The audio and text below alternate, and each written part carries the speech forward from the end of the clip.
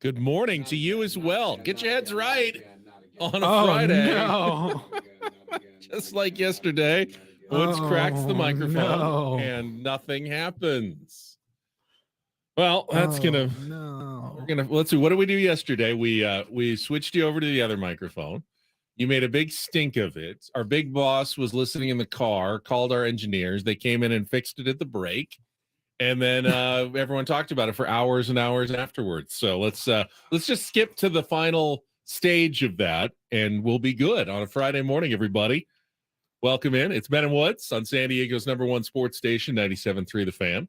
To my left, Is it on us today? Is this our fault for not should have tested it. checking Assumed it? it. Why should we assume that just because they worked every morning for the last 3.5, 4 years that they would start working every morning when we got here today? I don't know why we've assumed that. That's on us. That's totally on us. Today is Employee Appreciation Day here at Odyssey. Thought I'd take a moment to appreciate my two favorite employees. To my left, Paul Reindl, our executive producer. Paulie, I just want to say thank you so much. You do so much work behind the scenes. You've got our YouTube stream up and running. You run that now during the show, adding even more to your plate. And I just wanted to say how much I appreciate you every single day. Thank you. I appreciate that. And then my other favorite employee is just a couple of studios to the right, Joss. She is so nice. She said yesterday, I love that game, Take on Woods. You need to invite me back soon. She's just the sweetest. She says, I wish it was our game. She is so nice. So I wanted to shout out my two favorite Odyssey employees. I'm just kidding. The other one is sitting right there without a microphone. His name is Stephen Woods. He's the mad genius behind this show. In the blender. Always comes with the creativity, keeping me on my toes for 4 hours every single morning. I would be the world's most boring human being without him. Instead, I'm only like the third most boring human being in the world. Thank you for that. I know you can't respond, but Woods is doing some pantomime on me on the YouTube stream. This is what for all of New us. York sports talk. Yeah, we'll just argue back and forth, except you can't say anything. Why don't you slide that other microphone over and we'll there you go. Maybe that's how the first microphone broke in the first place. All right, switch it over there. Good morning. And welcome in. Check. Stephen Woods. There you are. See? It's great. Hey, everybody. How's it going? How you doing? I'm fantastic. I'm great. Great. Are you guys pranking me? This is a prank, right? You did this on purpose? Did you guys prank me? Is this a prank? It's not April Fool's Day yet. No, it's not. Still a few weeks away. Now, maybe the engineers thought it would be a real gas after you threw them under the bus yesterday. I didn't throw them under the bus. I threw the company under the bus. I know they work for the company, but so do we. I would never. I love JR. I love JR like a father. He's fantastic. I've been with JR since the day I started in radio. And when he had to walk me out to my car years ago when it was over, I was so disappointed because I wouldn't get to see JR every day. And JR. Was he like an armed escort? Like he was yeah, so I charged with making sure you didn't race back into the building. Yeah, I didn't get something drastic. I didn't get fired. I asked to be fired from my contract so that I could get unemployment, but my partner got fired. You defrauded the United States government. Correct. Is what you did. Essentially, okay. Yeah. I mean, I asked to be fired. I've never been. It's strange to imagine. I've never been fired from a job. Never once. As much of a train wreck as I am, I've never been fired from selling a job. motivational posters. Never. Nothing. You resigned in good standing. I don't know. I wouldn't say that I've always left every job without any experience bartending whatsoever. Nope. You took. Never got fired. You made your own choice to leave that job as well. Indeed. Every I've single been laid off, but not fired. Yeah, I mean we've all been laid off. We got laid off together. But I've never been canned. Yeah, big difference. So I love JR, so I would never want to get him in trouble. Taking shots at the company it's not smart, but I mean it's also like it's kind of 101 if you're in radio. It's kind of like it's in the playbook actually. It's very relatable. Everybody, it is, yeah. Everybody got that. has some grievances with their employer. It's Absolutely. natural. Absolutely. I mean, really, if you just loved everything about your work, like it was your favorite thing you did every day, Yeah.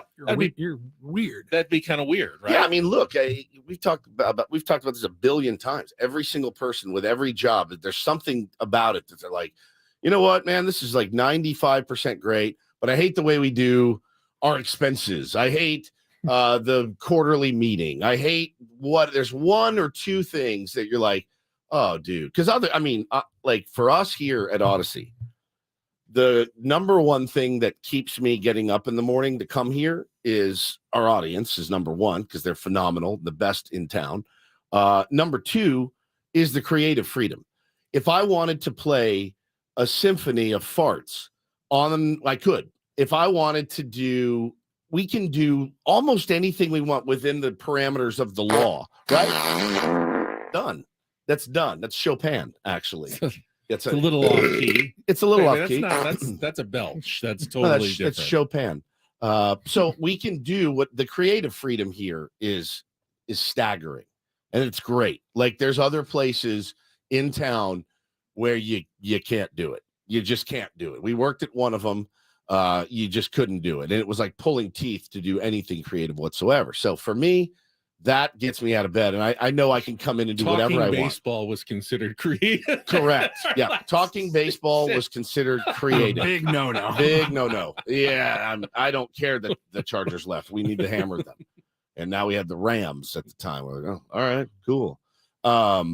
So yeah, Les Snead coming up on the program. Yeah. Yeah. Oh, 20 minutes after that, Maurice Jones-Drew. so Maurice, MJD, what do you think about the Rams and what they're putting together? So that is the best. But yeah, man, obviously, it's frustrating to turn your mic on to broadcast and it not work 2 days in a row. That's frustrating. I get it. It's frustrating. I get it. No. Yeah. Well, we made it to Friday. We Ladies did. and gentlemen, the weekend is almost here, and it's been a good week for the most part. Yesterday, I think, was a get through it show for me, but I'm feeling much better today. I had last night off, so actually went to bed at a reasonable hour. What's reasonable for you? 9:45. That's actually very early for you. Very, very early for me. Because usually I always get mad at Ben when he's like, oh, I got the night off TV. I'm like, oh, it's cool. And he sends his notes and stuff the night before.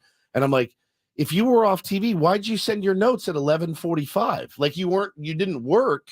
Get your ass in bed at 7. Wait until the sports are done. You have to see what happens. You They don't finish. But yet last night, you actually don't. I really didn't. I didn't even finish my notes. I just decided, let's just go to bed. Good for you. And that makes me very happy. Think about for our show in particular. If you're not on TV last night, for our show, Padres had already played.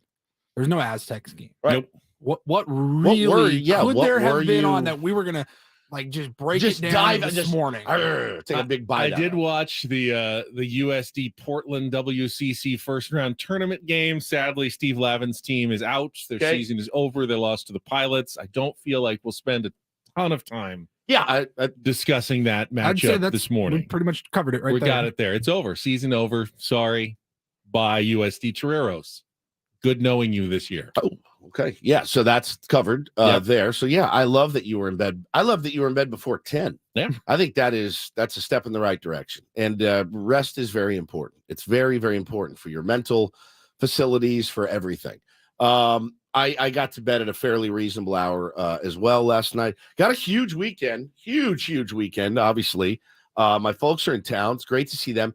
Seamless yesterday. Supposed to land at 10:07, landed at 10:05. Nice. Pulled up.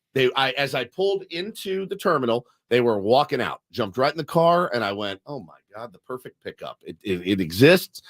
Got the kids. Went to Jersey Mike's, crushed some sandwiches. Parents took the kids to the park for a couple hours. It was really a lovely day. Tomorrow, though, is going to be the big one. It's the big one. It's opening day. Bo's first T-ball game. No, not his first game. Opening day. Opening. Is he not playing? Is he not in the lineup? That would be sad. Can you imagine me benching him? Bench him on opening day? You've been a little turd. He was late to practice. Late to practice. He did. Wait, I came with you, Dad. He did pout at one practice and stormed off the field. So sorry, pal. No, there are some games tomorrow, but T-ball is not one of them. We're not doing T-ball games tomorrow. So it is opening ceremony. So we're going to get the kids out there between 8 a.m. and 8:15. We're going to line them up for the opening ceremony, whatever it entails. There's going to be a ton of kids out there, a ton of Play the parents. national anthem. Play the national anthem, Yeah. do that thing, and then they're going to do a home run derby, but that's at 10. So get your 5-year-old out there at 8 and then hang around till 10. 2 hours doing nothing. Right. And then we're going to do the home run derby. So I've got then an early Seals game. I'm sweating it. I want to see my kid in the home run derby, but I also have responsibilities that I've committed to. I've never missed a game and I want to see it, and the tier one's all donated. Bo actually gets 15 swings in the home run derby because of how much money he raised. So that's not something I really feel comfortable missing. If my wife has to film it and send it to me, okay, but I want to be there for that. But yeah, no game tomorrow, just the opening day ceremonies. But obviously, it's pretty cool still. He'll be in uniform, and his grandparents will be there, and it'll be pretty It's special. great pageantry with all the colors of the uniform. For So sure. you guys are what the tin caps, Yep. right? Yeah. Yeah, So the hunter everyone- green, black socks, black belt, gray pants. I mean, they're gonna look sharp.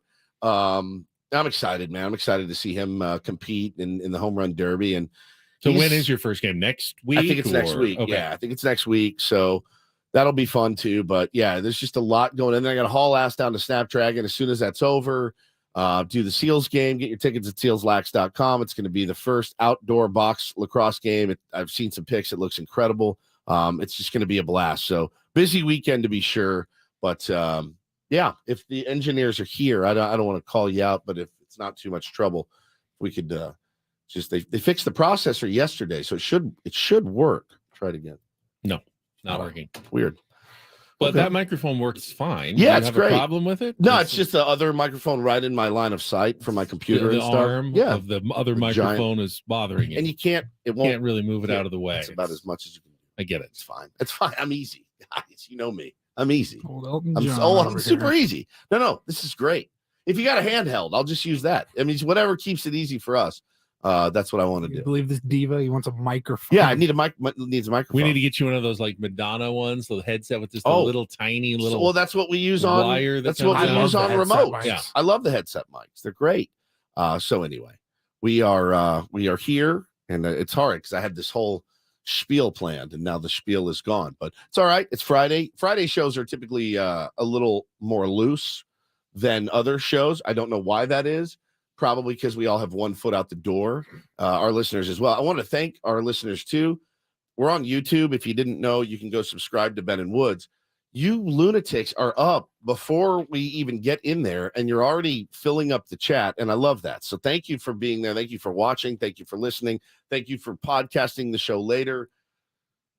You're amazing, and it blows my mind that people tune in every day as much as they do. So I really, really appreciate that. It's so fun to see. It's Employee Appreciation Day, not Listener Appreciation Day, but that's fine. You can appreciate them if you want. I'm going to. Smash going that to. subscribe button. Yes. Hey, everybody, smash that subscribe button. It's funny you mentioned that. There's buzzwords on YouTube. He has smash that. Ben like fully button. missed what I brought in today.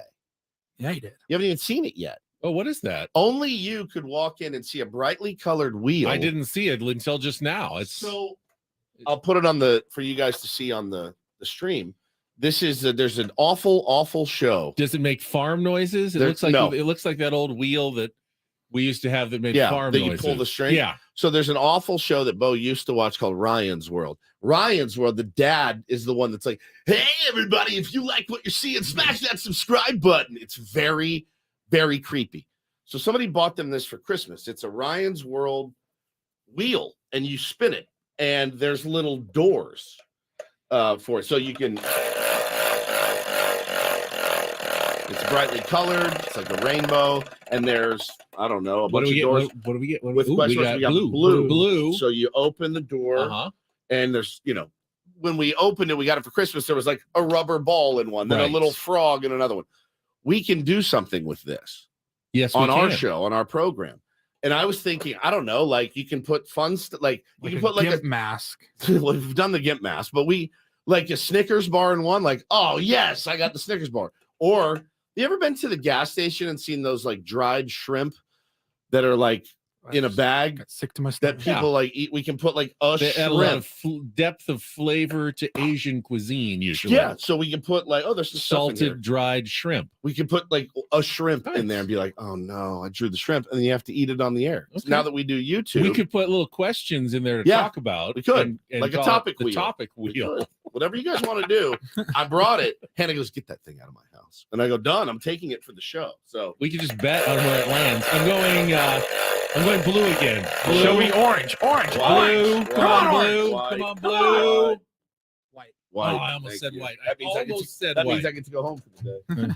All right, it's Ben and Paul now for the next 3 hours and 45 minutes. So we Woods have- has won the spin and gets to go home. We have the mystery wheel, and we can put all sorts of mysteries in it. Now, Which I that's love. totally different from the topic. Yeah. It's totally different. Yeah, We should have lots of every segment wheels should be full of wheel wheels. based on this show. We could have the first ever radio show that's entirely wheel based. I think Today'd be a great day for that. I think the wheel of food is fantastic. I think the wheel of food is really, really good. Well, coming up, we'll spin the Daily Ditty wheel Yes. to decide what song. Whose going to ditty be is played. it? It's By the way? you. Oh, okay, It's Which yours. means for the first time in over a month, it won't be you on Monday love it. when the new week starts. Someone else is going to get to choose a theme other than Woods, but you get to wrap up your week of songs about staying in honor of Manny Machado. And then we'll get into some Padres talk. Fernando Tatis Jr. on the field yesterday for the first time. A little mixed results in game number 1.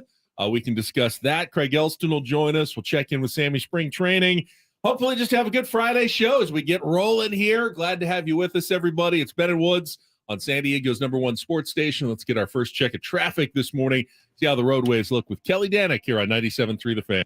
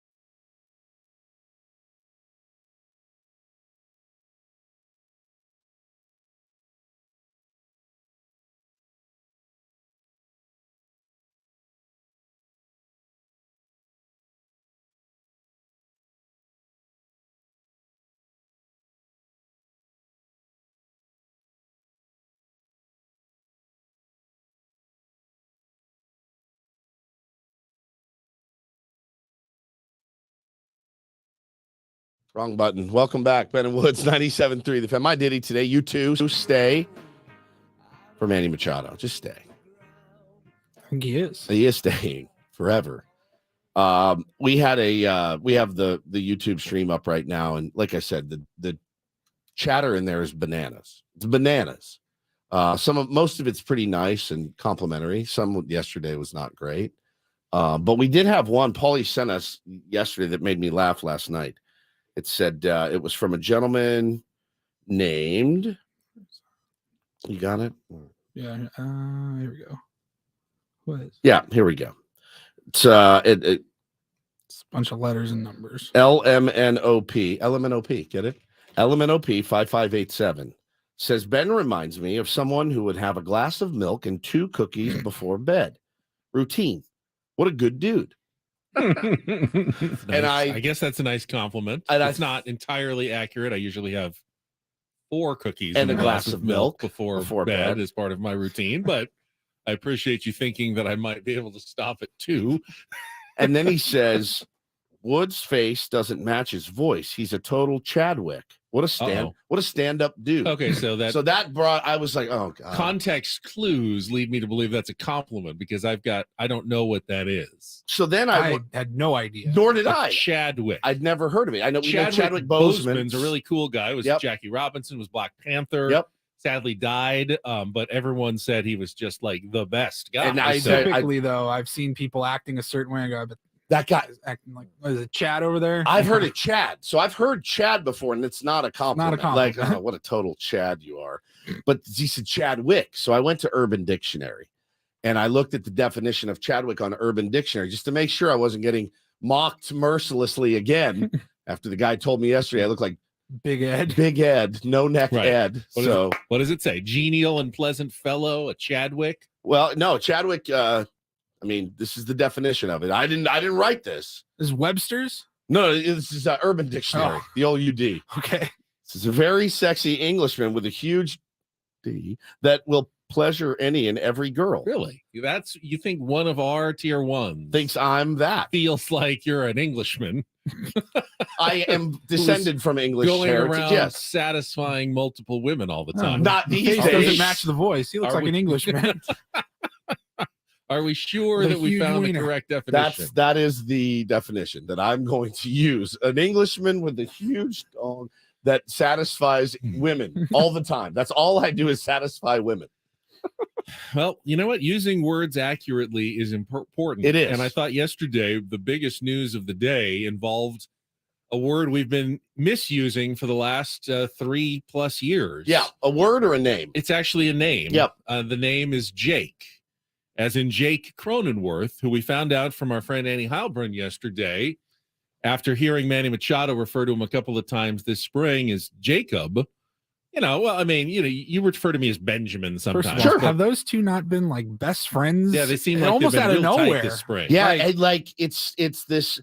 Every video that the Padres have posted with the riddle of the day, or Yeah, whatever, they're, like, it's hanging. the two of them Yeah, together. they did rock, paper, scissors together.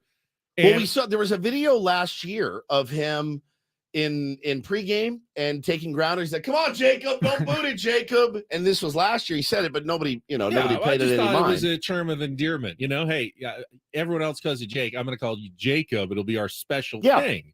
But Annie decided, being an intrepid and thorough reporter, to just ask about it, and found out stunningly when Jake Cronenworth responded. He said, "No, everybody calls me Jacob. They have since high school, college.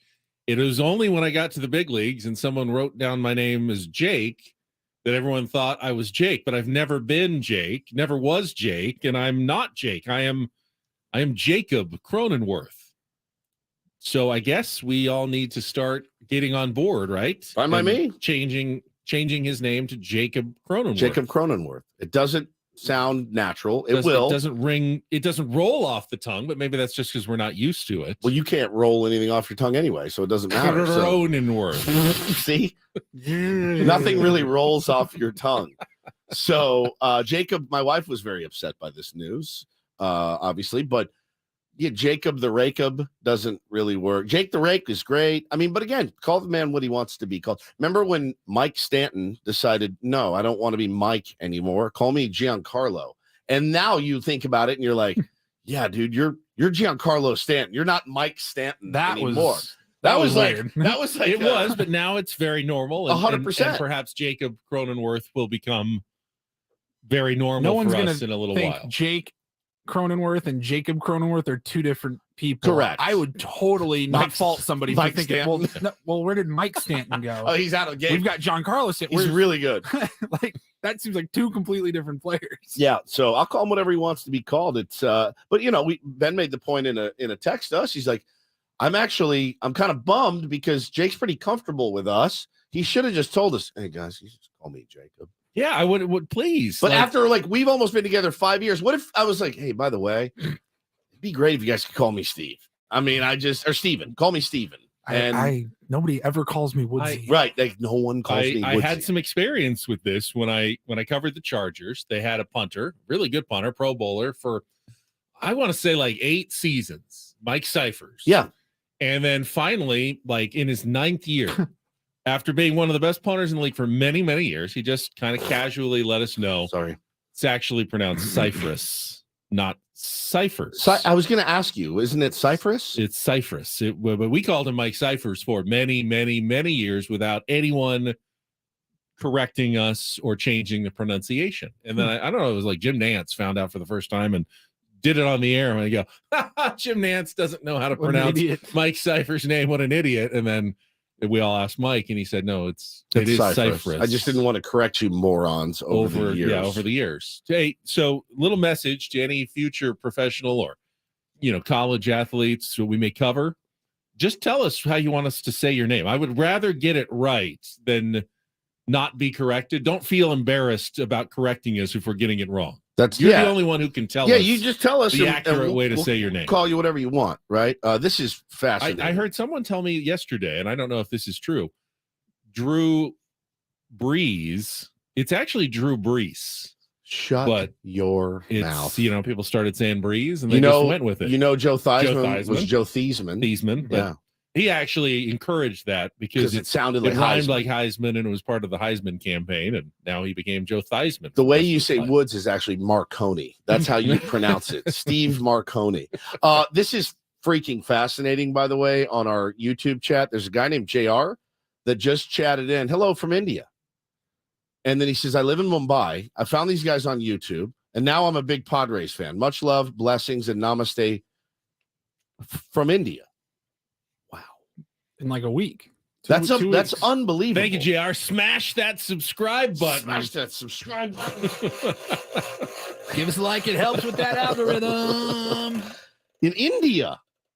We'll have to Adam Jones pay him a visit. Yes, yes. He's over Hello? there.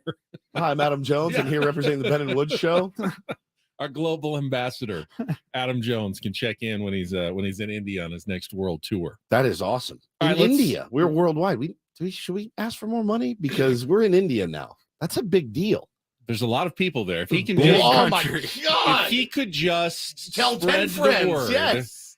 and we could get another billion listeners in India alone. You guys, I just got a check from YouTube for $700,000. What's going on? India's #1 Woo! sports show. They love the Padres. Bro, I'm not kidding. Like, I want to send him some gear. Like, I want to send him a Padres lid. If you could, I don't know how we do this. If you feel comfortable posting your address on the chat, No. Well, Just how do send you it, don't to, do just that. send it Don't to do that. India. I'm sure Just they'll India. find it. India. I mean, He we said Mumbai. We know it's Mumbai, Just knocking on doors. which I think again everyone thought it was called Bombay for a long time, and then they said no, it's Mumbai. JR, if you And want a they got it shirt, right. go to our website, 973thefansd.com. You can find my email address. I think all of our email addresses are on there on our show page. Reach out. I want to send him a We're gonna lid, hook you up. dude. Yeah, I want to send him a lid. That's sick. In India. This is weird. It's very weird. Well, hello from beautiful San Diego. Go Padres. We'll be right back. Was that the throat of the break right there, just with no warning for Paul whatsoever? It was. All right. Well, Now I guess it's not. I mean, nothing happened. So I thought maybe I better I was waiting on one tell of your everybody brilliant teases. we'll come back on San Diego's number I one just did sports that. station, 97.3 The Fan.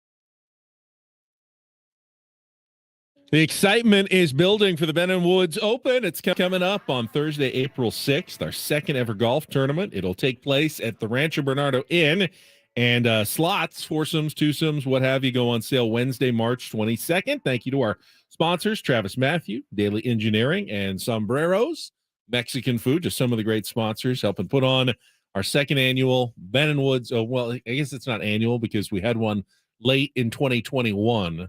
And we didn't have one in 2022, and now we're having one somewhat early in 2023. So it's more of a every year and a half sort of thing at this point. But hopefully after this, it'll be annual. Yes. Right. Just keeping that in mind for everybody.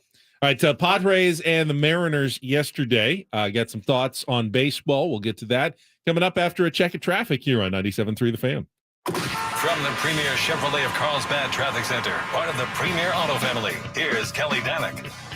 Pretty decent ride on our roads this time, guys. Air clearing across the westbound side of the 8, just past the 805.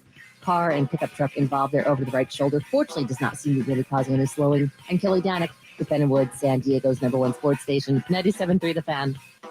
All right, Fernando Tatis Jr. led off yesterday for the Padres against the Mariners at the Peoria Sports Complex. Once again, walked and scored in his first at-bat, and then once again went 0 for 2 with a strikeout in his next 2 at-bats, almost exactly mirroring his first appearance as a designated hitter earlier this week against the Giants. The only difference, though, he was playing the outfield and right field.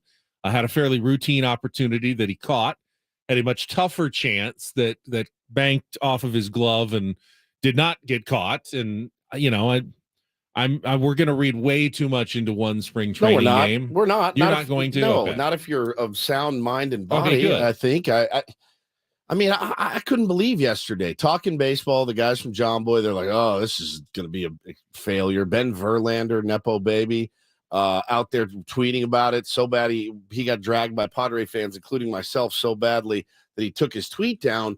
And my tweet to Ben Verlander was like, "This is not going to go." He's like, "This is not going well."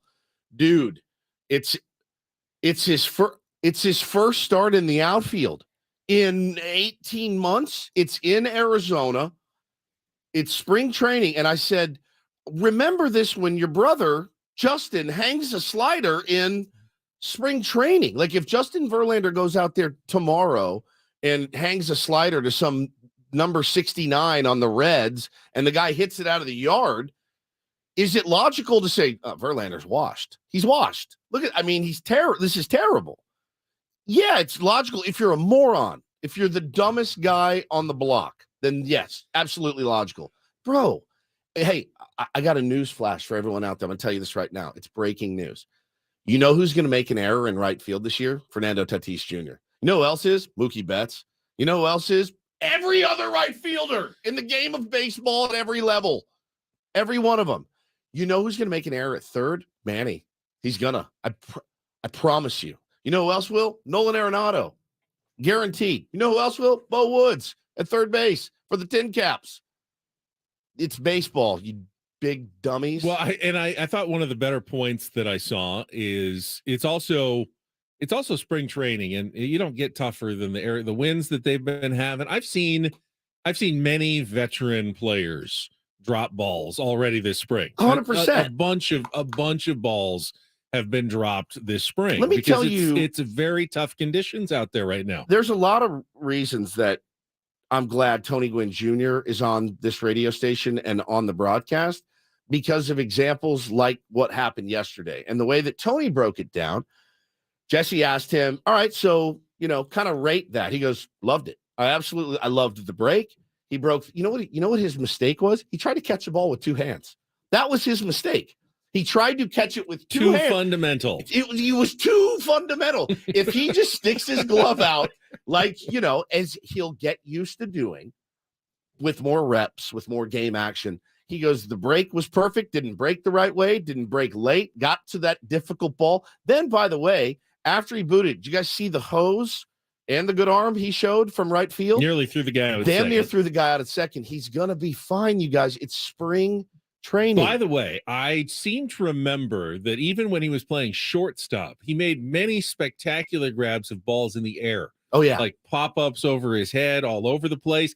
he possesses the skill to be able to track a baseball in the air Very much and then so. make a really good catch on it. That will translate to the outfield. I guess we Padre fans, we need to understand that there is an entire country preying on our downfall. I mean, honestly, and specifically that kid's downfall. And that's the mentality of the state that it's funny, man. I'm not necessarily wired that way. Like, I don't look like if Mookie Betts makes a great play and right, I'm not dumb enough to not be like, oh, that was a great play. Like, I tip my hat. It's the best of the best. It's the top of the 1% that can make plays like those guys do. I don't want to see a young kid fail. I don't want to see an O'Neal Cruz not make it. I don't want to see Jack Leiter go out there and get torched on the mound for the Texas Rangers. So many people are literally rooting against this kid. And we're going to have to rally together. And we're also going to have to not let it bug us as much as it already is this season. I mean, bro, I dragged that guy yesterday, and it was about 5 minutes later. I'm not taking credit for it, but he deleted that tweet. Like, it's such a dumb tweet. It's his first game in the outfield this year. And then another guy in the thread, Dodger fan, was like, bro, he played there before. Yeah, 18 months ago, he was getting game action out there. Do you not know baseball like at all? And again, if you want to give me odds, I'll bet you $1 billion he makes an error in right field this year. I bet you he will, just because it's baseball.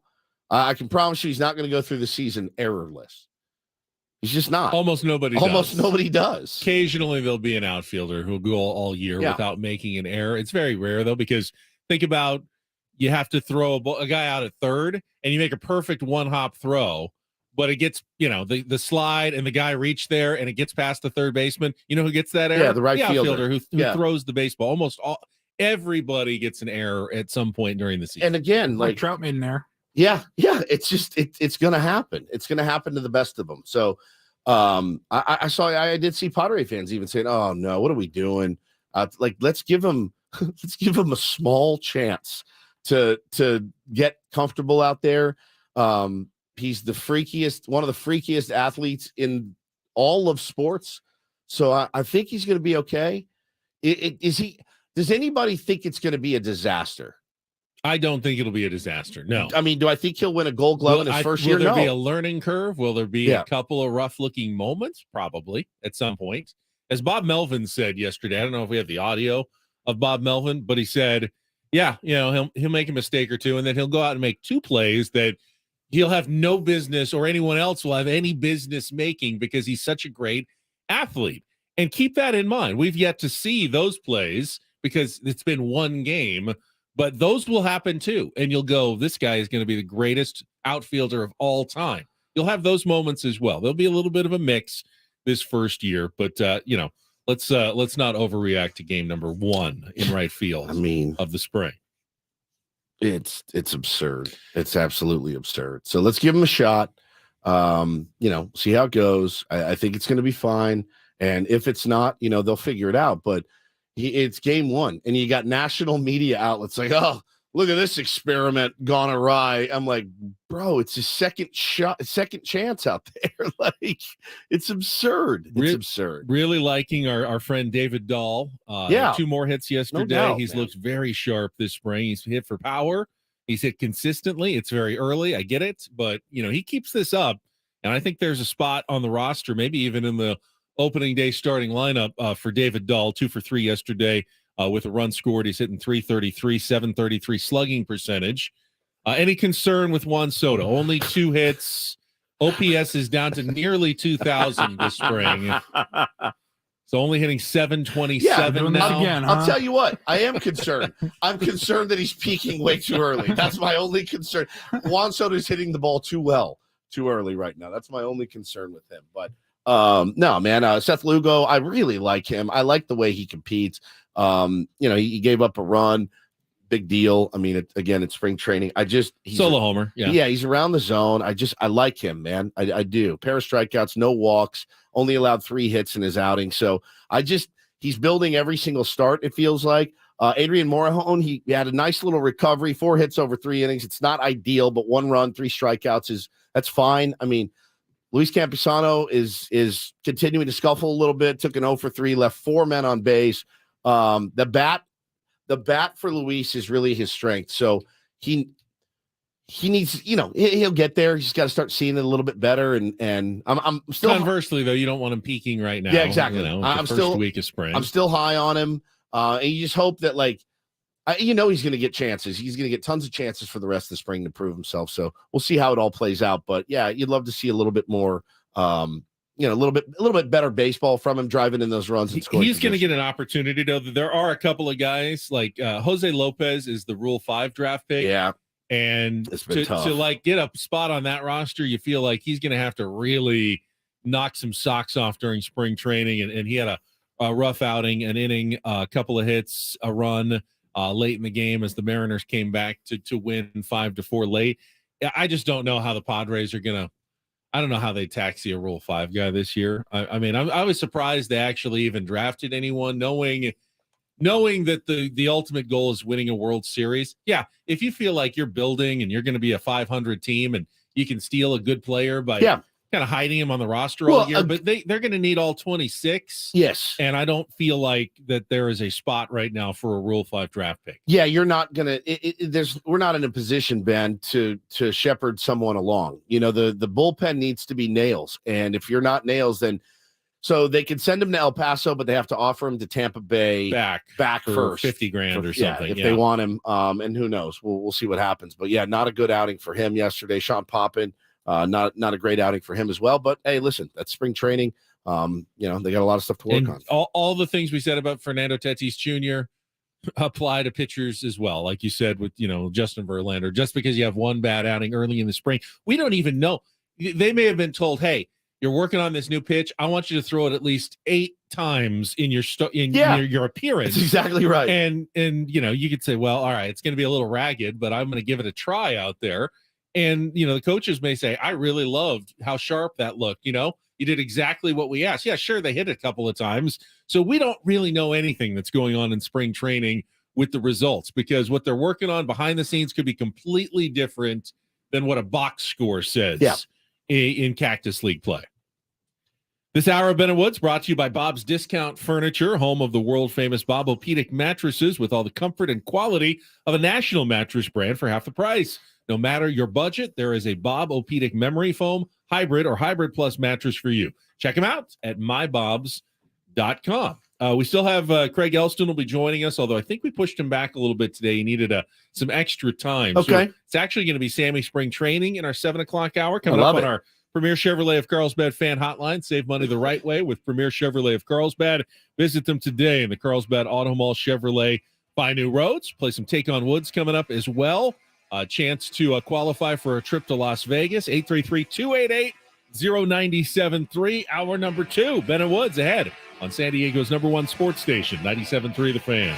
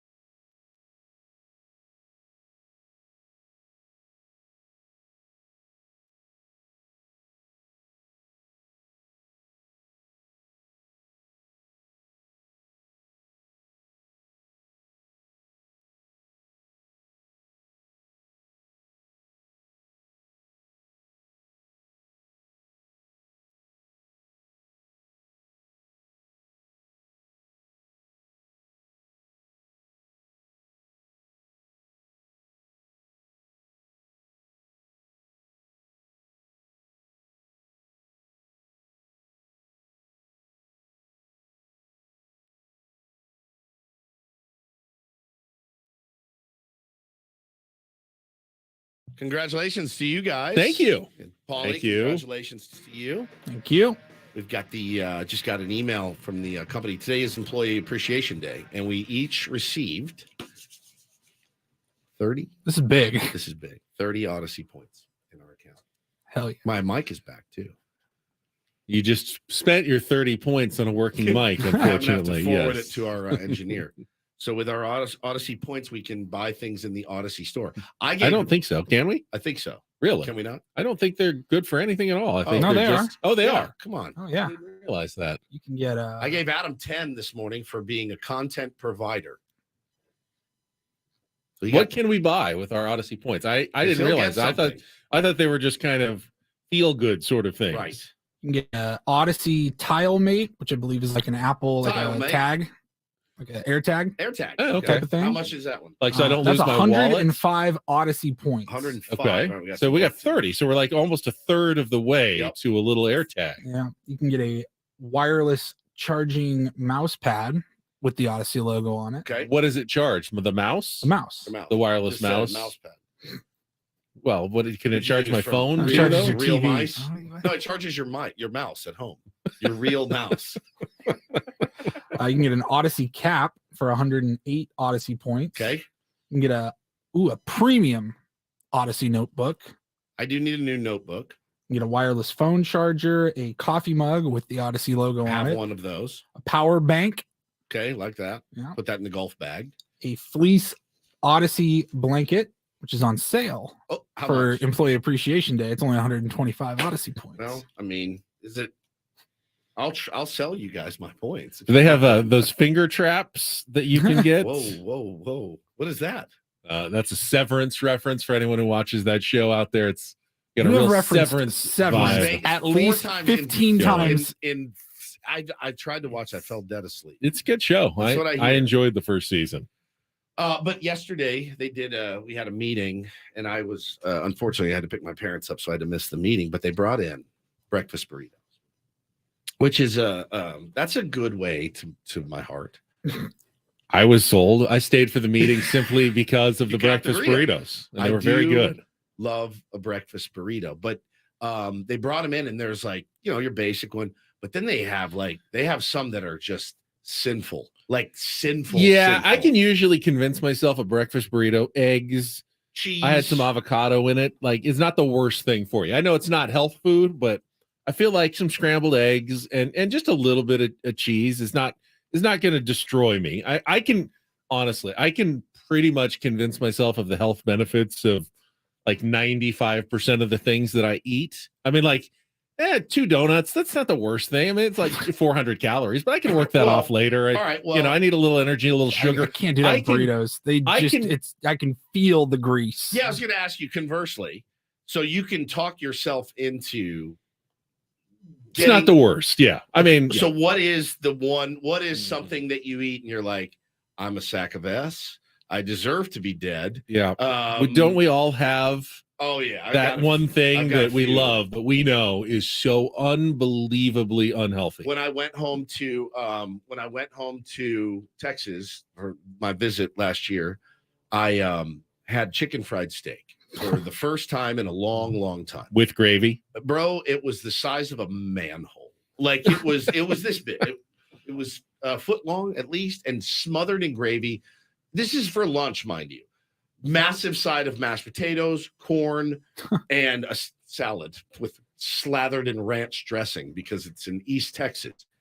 I mean, I only ate about half of it because what human being can pile That's the whole called thing discipline down? right there. No, that's called being massively full. And also when you eat it and you put it in your mouth and you start to swallow it, you're like, I can feel my heart growing in size. I can feel plaque around it. My heart was beating fast when lunch was over. Like I knew if I kept eating this, I'm going to die. Have you tried the lasagna? It's my favorite. No, I can convince myself lasagna is okay.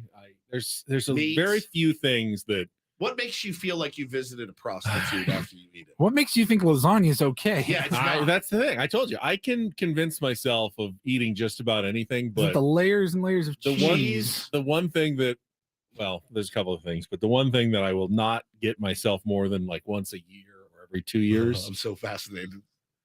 You know when you go to the taco shop and they have the carne asada fries that are loaded with Loaded. cheese, Yes. meat, sour cream, French fries, Yeah, and you it's gotta all eat it with a fork. and it's really Yes. probably for like 6 people, but no, I'm never with anybody, and I just want one, and I end up eating it. I mean, it makes me feel like Death. it makes me feel dirty. It makes me Like, feel like I've done something criminal almost. Like to you eat went that. to a Yeah. massage So parlor. it makes me feel like a criminal to eat the carne asada fries from a taco shop. If you guys have them, please tweet us at Ben and Woods because I'm Yeah. dying to know what yours is. Deep dish pizza It's so with the gross, oily though. crust and everything Yeah. and all the cheese layered in. That also makes me feel somewhat deviant. I don't know, Paulie, about you, but when we were in Arizona for spring training, the one night, Paulie and I said it on the air, and read between the lines here. Paulie and I, we were feeling a little creatively uninspired. So we reached for some motivation. And after partaking in the We smoked it. motivation, after taking in some of the motivation, we found ourselves very hungry. And when Well, you're sleepy, very you're hungry. Would you call it sleepy, maybe the munchies or potentially something like that? some Yeah. might. I'd say that's fair. I'm on the DoorDash app looking at Cheesecake Factory, and I order my meal, very heavy cream-filled pasta with a Dr. Pepper, and then a piece of pineapple upside down cheesecake. I ate every bite. Paulie got pasta. He went a little lighter on the pasta, like a farfel. How do you say it? Farfalle? Farfalle. More like an oily, you know? Oh. grilled chicken. Grilled chicken, but then Paulie got the giant slab of cheesecake with the strawberry I on got the top. strawberry. Well, there's fruit in it. When we finished I was it, Yeah. mad at you. I wasn't going to get cheesecake. Fettuccine But I saw Woods Alfredo is got probably on my cheesecake. list. I have pretty much not ordered it in 20 years because an you Alfredo feel your heart sauce stopping. feels really, really, really heavy to I me. went back to bed and I laid in bed and I was like, you deserve everything that people say about you. You deserve it. Like you're a piece of ass. Because also, like I said, we had partaken of some inspiration. And I'm laying in bed, and you know how your mind will start to wander. And I'm like, you're gonna die. And your kids are gonna be like, Dad, why didn't you love us enough to have a little bit of self-control? Just a tiny bit of So self-control. is it kind of the nightmare like you die in your sleep and there's a giant like plate of horrible food next to you, and that's how they find you, and it's like, well, that's what killed him right there. It's like all the bad stuff I've done in my life. If that's what gets me, I'm going to be very disappointed. Like, what happened to him? He sucked down a chicken fried steak in his car and he passed out behind the wheel and he died. His kids are fatherless. Do you like hot fudge sundaes? Paulie, I was just short of punching myself in the face from self-loathing laying in bed that night. If you have them, tweet them in. I love that. I could talk about that all day. So yours is carne asada fries and fettuccine Alfredo. And fettuccine Alfredo. Yeah. Both, by the way, you'd punch somebody in the face to get at. Have you seen If like it was there? you go to a place like Cheesecake Factory where they have to have the calorie count on the menu, and there are certain items that'll like 3,600 calories in just the one dish, and you go, It's a week. You can't order that. You can't do that. You know who can eat that? Michael Phelps is the only person on the planet that can be like, I'll take this and a piece of cheese. I had a buddy that was a weightlifter. He used to work out so hard and burn so many calories. He'd go, oh, dude, I'd go across the street to the buffet. I would eat an entire pecan pie after I was done and I go, why? He goes, because I could, because I absolutely could. And he was shredded. He had an 8-pack. I was like, so here's the funny thing. We can all eat like crap. We just have to work out like Michael Phelps does. Is it worth it? No. No, it's not. Oh. It's not. Oh, man. I mean, if we had the time to do it all day and that's all we had to do was work out and eat, maybe. I don't know. So good. How about we play a little Take on Woods? You ready to go? I'll Let's do it. indulge in that, my friend. Yep.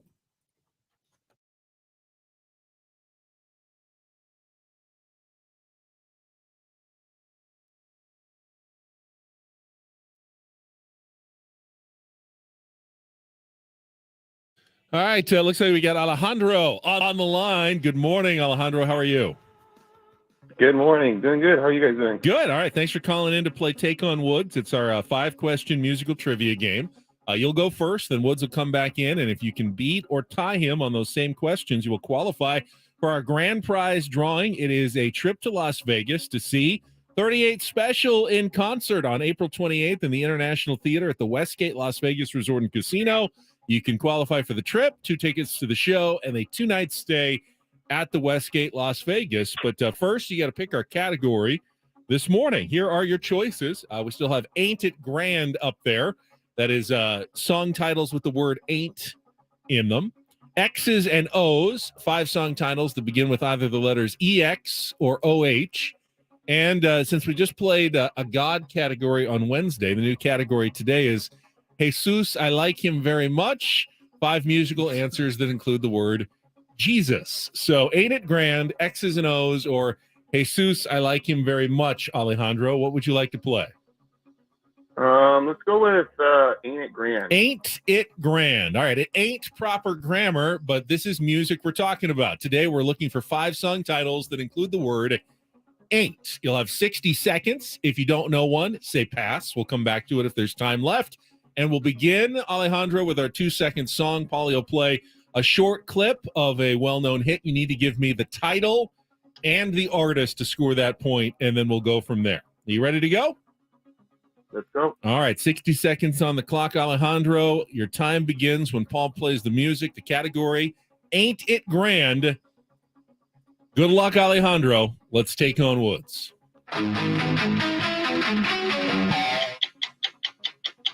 Pass. Diana Ross reached the top of the peak with which 1970 solo hit that came out just 3 years after a successful Marvin Gaye version of the same tune? Ain't No Mountain High Enough? Correct. But BTO hit number 1 with which single from late 1974? Pass. The title of which early Cage the Elephant hit is adapted from a quote attributed to God in the book of Isaiah? Pass. Bill Withers was working in a factory making bathrooms for 747s when he wrote which song that became a hit in 1971? What is it? Ain't No Sunshine? Correct. Here She Comes? Correct. Diana Ross reached the top of the peak with which Oh, no, I'm sorry. You got that one. BTO hit number 1 with which single from late 1974?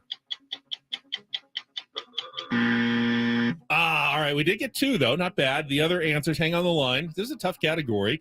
So the song was Ain't Talking About Love by Van Halen. Diana Ross, Ain't No Mountain High Enough. BTO was You Ain't Seen Nothing Yet. Baby, you ain't seen nothing yet. That's why I did the kind of the stutter into it. Ain't No Rest for the Wicked is the Cage the Elephant song from the book of Isaiah. And you got Ain't No Sunshine from Bill Withers. So not bad. A really tough category, I think, today. And Woods doesn't even get the category to help him out. So this could be an interesting one. Got a tough one for you today, Woodsy.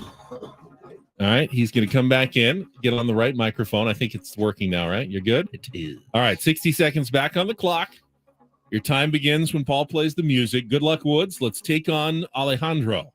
Hey, talking about love, Van Halen. Correct. Diana Ross reached the top of the peak with which 1970 solo hit that came out just 3 years after a successful Marvin Gaye version of the same tune? You Can't Hurry Love? Incorrect. Oh, crap. BTO hit number 1 with which single from 1974? Ain't Seen Nothing Yet? Correct. The title of which early Cage the Elephant hit is adapted from a quote attributed to God in the book of Isaiah? Ain't No Rest for the Wicked? Correct. Bill Withers was working in a factory making Ain't No Sunshine? Correct. 4 out of 5. Thank you. Which is a 4-2 win. Yes. The only one you didn't get. Let's Ain't go. No Mountain High Enough. There it is. Yes. Reached the top of the peak, and the category was Ain't It Grand. 5 song titles with the word ain't in them. I think I love every one of those songs except for BTO. I do not like BTO either. I've said this. I'm on record as being Babies ain't seen nothing yet. We know it, though. Sucks. We know it quite well. Can we do finally someday? I'm sure it's been done. Can we do worst song bracket, please? Yes. Can we all nominate some songs Like- to go in like the worst song? And will you put it together in a bracket? Sure, I like and putting we'll things have in our brackets. Audience vote on it and come up with maybe the worst song of all time. I mean, putting on the Ritz, It's got to be up. Ben likes it, so he'd vote for it. I see. That's the thing. Half of the songs will You be love on it. my favorites. Bro, that one, the Mungo Jerry song. The I'm going down. No, that's Hot Tuna, I think. I can't remember. Everyone- Canned Heat. Remember? I'm going down to the Oh, yeah. country where I want to go. I want to stab myself. Everyone always says "We Built This City" is so bad. I love that song. I can. by It's always ranked number one, Starship. but it's like, all right, there's way worse. I think it's It's a way decent worse. song. but BTO. is Oh, I what would think. nominate that one. For That sure. may be your number one. It just annoys me. People are posting their food, and I'm starving. Birria tacos are some that say makes them feel dirty. Well, Eat if them. you add the Burrito. melted cheese on the inside and then you're dipping it in the beef broth, Oh my god. those can be heavy. I get that, but they're very good. Very, very good. Diana says can totally crush a 3x3 and animal fries. No guilt though. It's comfort food. Yeah, Diana. When you look at Ben, Paul, and me, it doesn't scream we eat for comfort Yeah. food. That's the problem. We are too comfortable. Come on, In and Out. There's lettuce and tomato. There's some healthy things about Ben that. selling himself. Like I said, I can rationalize a lot of it. Keep those submit. Oh, George, a pastrami sandwich from the Hat. Look at this thing. It looks like I've had the Hat pastrami sandwiches. There was one up by college, and they were so heavy. Yeah. So I Yeah. mean, just weigh you down for It's the rest that of the day. feeling after you eat something and you're like, I've done a dirty. I've done something dirty. Something I couldn't tell my wife. Like if I went Oh to, yeah, yeah. it's like it's You the don't tell secret the shame shame. of Yeah. eating said things. yeah, It it's doesn't. the shame. Don't talk about it. And you go home and she's like, do you want to go get a bite to eat? You're like, oh, okay. no, I'm I okay. grabbed an early I'm not lunch. that I'm hungry. fine. Okay. I'm good. She's like, you sucked down a foot-long burrito on your way home from work, didn't you? It happens, man. It happens. So keep those coming at Ben and Woods. It's a lot of fun. All right, we got Don't Do This coming up next. Maybe one of the hidden problems, or not so hidden anymore, with the PitchCom system in Major League Baseball. Oh, I'm titillated about this. And how about this? Met broadcasters are now Oh my rocketing up God. my Dip S announcer rankings. Oral Hershiser will always be number one, but on my Dip S power rankings, Mets broadcasters coming in screaming at number 2. It's all coming up next with Ben and Woods after a check of traffic. Be right back with more on 97.3 The Fan.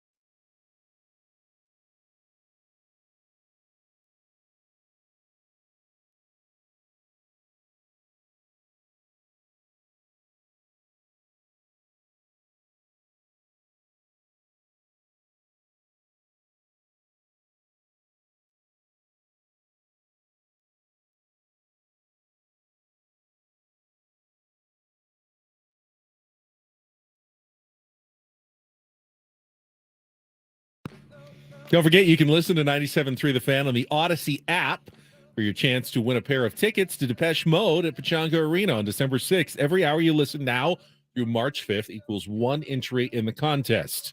So listen away. Now, for Don't Do This, here's Stephen Woods. Thank you, Benjamin. It's good to be here with you. It is time for Don't Do This. And yesterday on the New York Mets broadcast, they were doing a little benchmark called Around the Majors, which super duper original, but they go around the league and give you some news and notes of things that are going on around baseball. And well, this happened. A little injury report. Yeah, a little injury report, if you will. Around the Majors presented by CDW. We mentioned Gavin Lux. How about Joe Musgrove? Dropped a dumbbell on his big toe and broke it. Guess he didn't have the sticky stuff. That comes right on the heels of Musgrove signing a big new contract with the Padres. But have they spent a lot of money or what? Yes, they've got the other small market teams up in arms. Yep.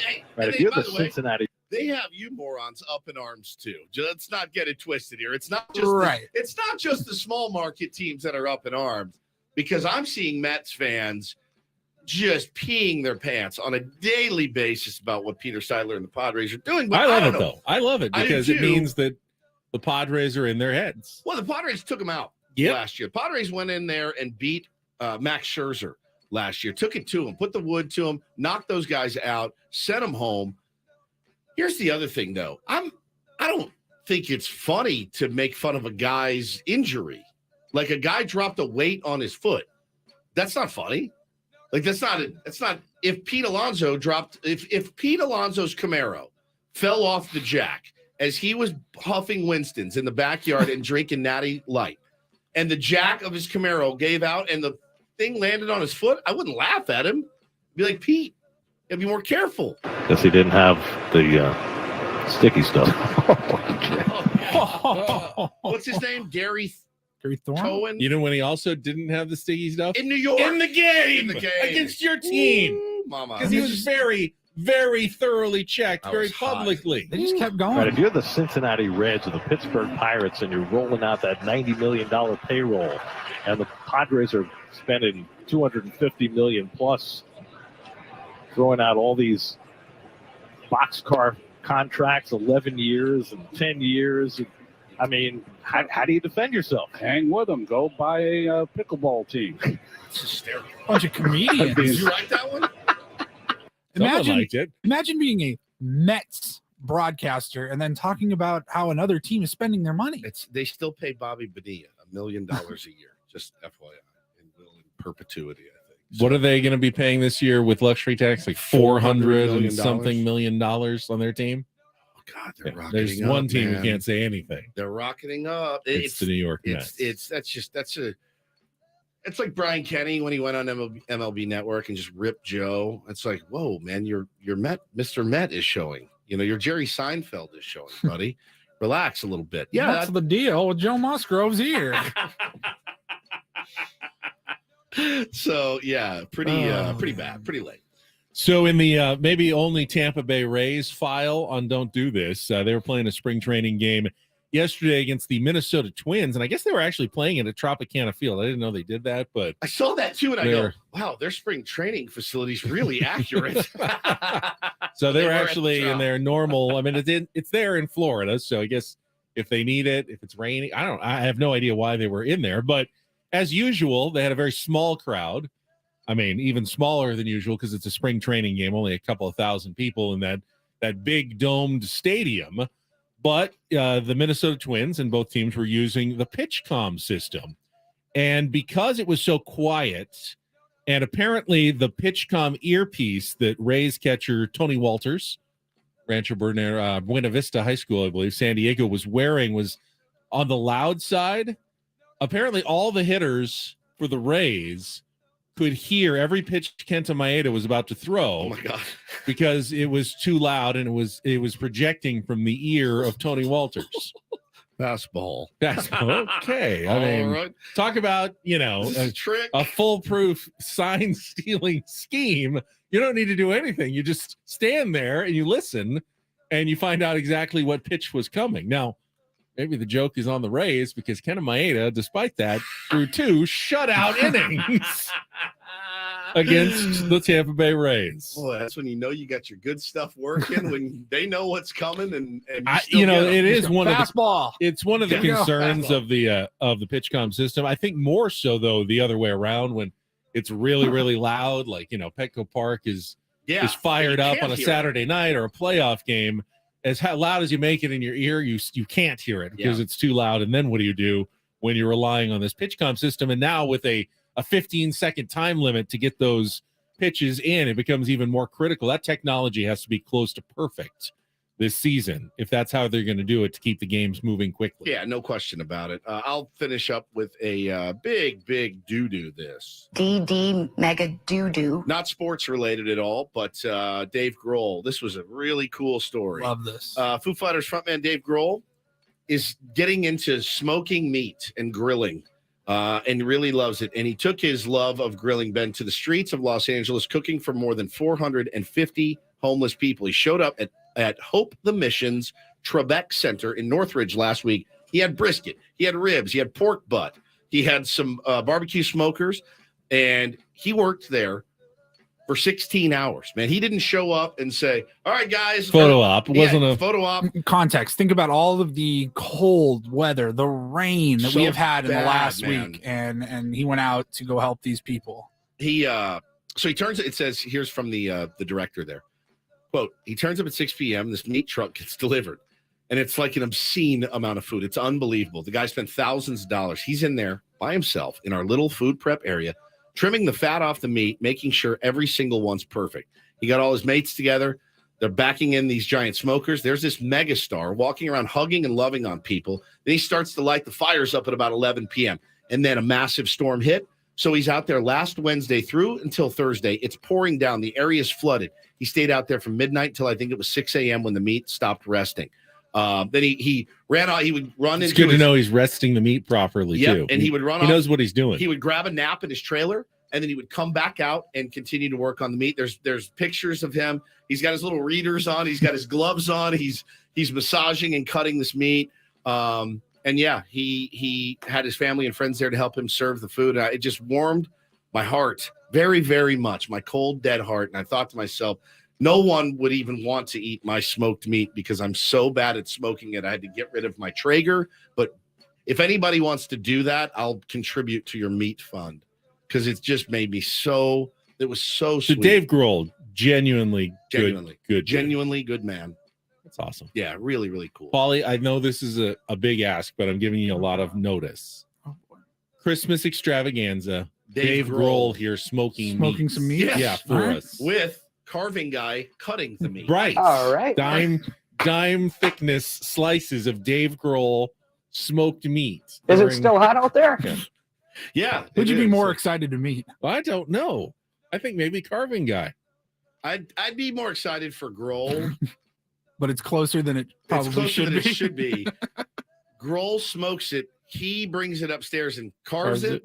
Did you catch a game last night? I would forego intercourse for the rest of my life if we could get that for the Christmas and holiday extravaganza. It would be the greatest moment in my life. And that is don't and do this for a Friday.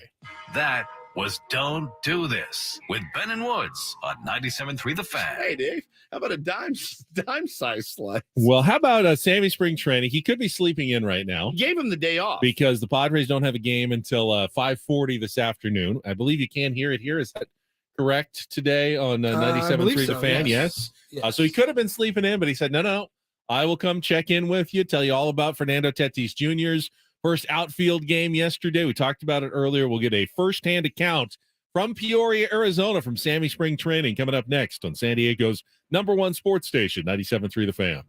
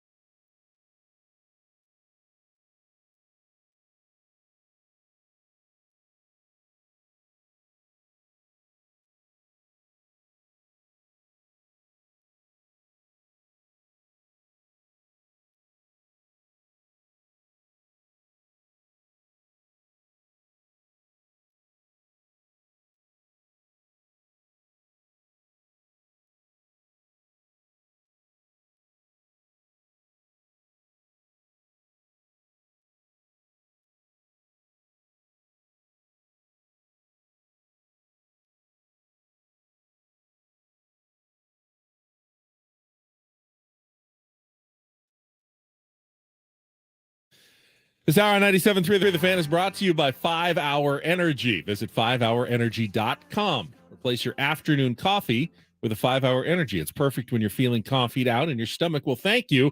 Discover 5 Hour Energy. Learn more at 5hourenergy.com. I will only do afternoon coffee maybe once every couple of months. I try to avoid afternoon coffee. Yeah, I try to as well. I can't, sometimes it's like 3:00 and I know I got to pick the kids up and I'm in for, the Civil War battle at home. So I'm like, I'm going to have to suck one down, but then I'm screwed at night and then you have to take something to fall asleep. It's a vicious cycle. I don't think I've ever made coffee after noon. Yeah. Afternoon coffee is almost always a drive-through purchase when I do coffee. I never make it again. Probably the last time I had coffee that wasn't in the morning, it must have been, like a decaf with like dessert or something. Yeah. If somebody brings it out. I never do decaf. When my wife gets coffee at dinner, I get like infuriated. Really? Like At when the they end, ask at the yes. end, they say, would anyone like coffee? And I sometimes say yes. Yeah, I know. Goes well with the dessert. You know what else goes well with the dessert? The check goes really well with the dessert. Let's pay and let's get the hell out of here. Driving home. Yes. Getting in bed. Have her get an espresso next time. It's really small. Yeah. It goes down real fast. That's true. All right, Sammy Spring Training going to join us. First, let's get one check of traffic in on 97.3 The Fan. From the Premier Chevrolet of Carlsbad Traffic Center, part of the Premier Auto family, here's Kelly Danick. Traffic is sponsored by Premier Chevrolet of Carlsbad. Got a collision involving a couple vehicles now on the southbound side of the 15 Camino del Norte off-ramp. That is over to the right shoulder. Coach Quintero and Joe Musgrove's choice. They're a different kind of dealership looking to be a solid community partner and deliver excellent service. Premier Chevrolet of Carlsbad. Chevrolet finds new roads. I'm Kelly Danick with Ben & Woods, San Diego's #1 sports station, 97.3 The Fan. Love the picture we have of Sammy on our YouTube stream. He's so just good. smiling the biggest, happiest smile. I have no idea what caused him to smile that big, but he looked so happy. Always makes me so pleased to welcome him to our Premier Stole Chevrolet. that from his Instagram, maybe probably after a playoff game or after something. What late in made the you season. smile that big, Sam? I think that was taken during the National League Division Series at Petco Park. So obviously, I was very happy to be there. I think that was that may have been the first playoff game at Petco Park of the postseason run. That was taken by Kayla Barber, who does a great job taking photos at Petco Park for MLB. So shout out to her. She took that photo. And where were you covering baseball a year ago, Sammy? Well, what day is it? It is March 3rd, which I think I had already interviewed a couple of times for this job. I don't think I had officially We were still in a lockout, right? Yeah. I don't think I had officially received the job offer yet. I will, and I don't know if I ever told you guys this story, but I was living in Chicago during last winter doing college basketball and all the different things I would do during the baseball off season. And I was in the process of interviewing for this job. And I actually left Chicago and I was going back home to New York to kind of get my summer stuff and reset because my plan was going to Amarillo at this time last year. I didn't have the job yet. So my attitude was go to Amarillo and, if I have to make an adjustment, then I'll make an adjustment. But I'm going to act like I'm going to the Amarillo Sod Poodles until I'm not. So I actually was driving to New York to kind of get my summer clothes and I would keep the stuff at home and then head on out to Amarillo, Texas. And on my way from Chicago to New York, I got a call from Adam. And away we went. So and then I got my summer stuff in New York, and then I just ended up driving all the way to Amarillo and kept on going to San Diego. So that was the whole story. A lot of windshield time for Sammy Levitt. And then I've made a lot of very, very long drives because I would do the Corpus Christi to New York to Chicago, the Amarillo to New York. I've done a lot of those. Well, that's why he's smiling because, frankly, he's not. He's in San Diego. It's the playoffs. He's It's not Major in League Baseball. He's not in Amarillo. Yeah. And if you've ever been to Amarillo, now you live in San Diego, and the worst drive you have to make is the 5.5 hour jaunt to Peoria. I was telling somebody here the other day, and I've said it a bunch of times. I really enjoyed the last few months during the off season where I had a little bit more time to relax and enjoy San Diego. And I keep saying to people, there's just not much not to like Nothing about living in San Diego. It's I amazing. truly enjoyed the last few months, and it's been great. So that's why I'm smiling so big. It was playoff baseball and everything else, but great photo. Thank you for the great graphic, Paulie. That's great. Talking to Sammy Spring Training. So obviously, I don't know, where are you right now? Just hanging in your place. Yeah, I'm in the hotel room right now. Okay. Went downstairs, got a cup of coffee. I think I'm going to head to a nice locally owned coffee shop here after I'm done with you guys and catch up on some work. I've got some kind of logistical things and taxes and things like that. I got to catch up on some stuff. So I think I'm going to knock out a couple of hours of stuff and then head to the ballpark in the early afternoon. It's basically the same schedule today, except it's more like a regular season game where the clubhouse is open in the afternoon and we'll get ready for the game. And, obviously it's all not the same just based on how long the players play and where we are. But the schedule today is a little bit more normal. So I was thinking about going to work out. I don't think I'm going to get there today. I need a couple of hours of laptop time, but it has been a nice morning to have instead of getting to the complex at 6:30, 7 a.m. and being ready to go. So it's been nice. So you were there yesterday, though, when the Padres played the Mariners, and Fernando Tatis Jr. had his first spring start in the outfield. Obviously, a lot of people talking about the play that wasn't made, but what was your impression of Fernando's first game out there? Look, I heard from Fernando and Bob Melvin after the game, and for Fernando, I thought, guys, he was really upbeat after the game. It didn't seem like this monumental deal that he missed the ball in right field. And by the way, he had a routine play early in the game and he made it perfectly. This one was a little bit harder going back into his left. And he explained that, the ball sort of died on him a little bit, had a lot of spin. He was dealing with the wind and he just didn't make the adjustment in time to make the play cleanly.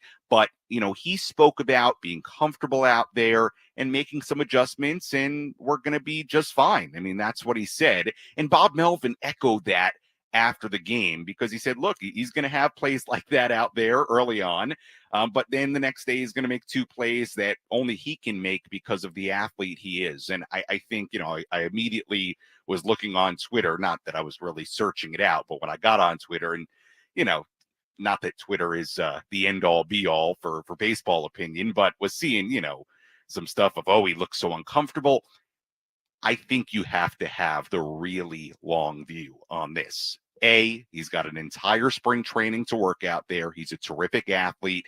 And I think the feeling for Bob Melvin and the staff is that he will figure it out there. He will become a good outfielder out there and he'll work on it. They're working on it each and every day. And, did I say number one? Now I can't remember what my second point was going to be, but like it fit right in on this show. Don't worry about it. My point is you got to take the long view on this. Like he's got plenty of time in spring training. He's got until April 20th. And I think we have to accept there may be moments where it doesn't look great and he misses something that's sort of routine, but the feeling I got talking to Fernando, hearing from Bob Melvin after the game was, we're good.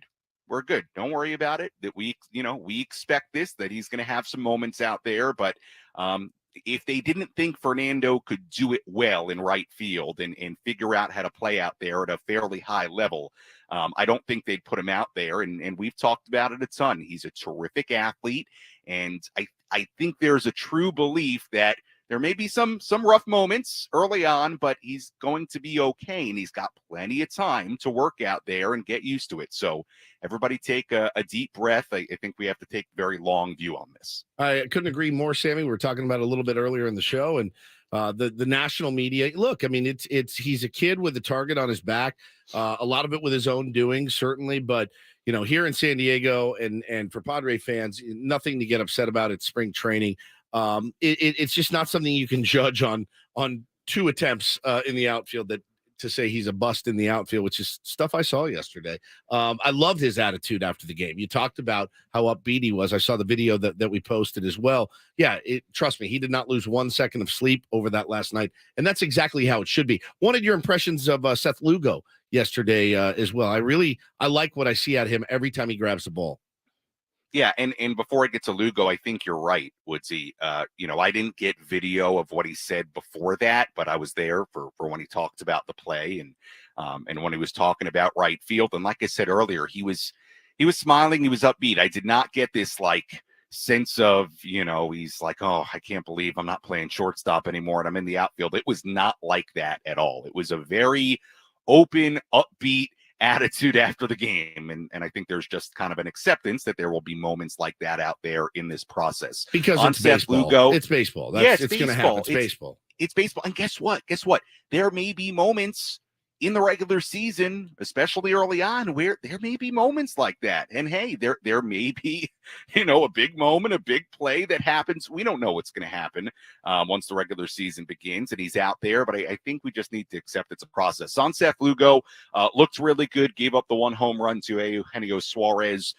Said the pitch had good movement on it, just a bad location. It seems like Lugo is happy with where he's at. Talked yesterday. He spoke after his first start. This is a guy that throws a lot of pitches. He told us after his first Cactus League start that he throws 6 different pitches. And we know he has a great curveball, which is a pitch that a lot of people have focused on for a long time. He talked after his first start about trying to create the separation between his cutter and his slider. It was interesting, and it just shows you how guys make adjustments early in spring training, and they're figuring out what they want their arsenal for a season to be. He talked about actually just going back only to the slider and going back to 5 pitches after this second start. So he's working on some different things, but the stuff looked good. He made 1 mistake to Suarez, but it seems like for both Seth Lugo and Bob Melvin that they're happy with where he's at.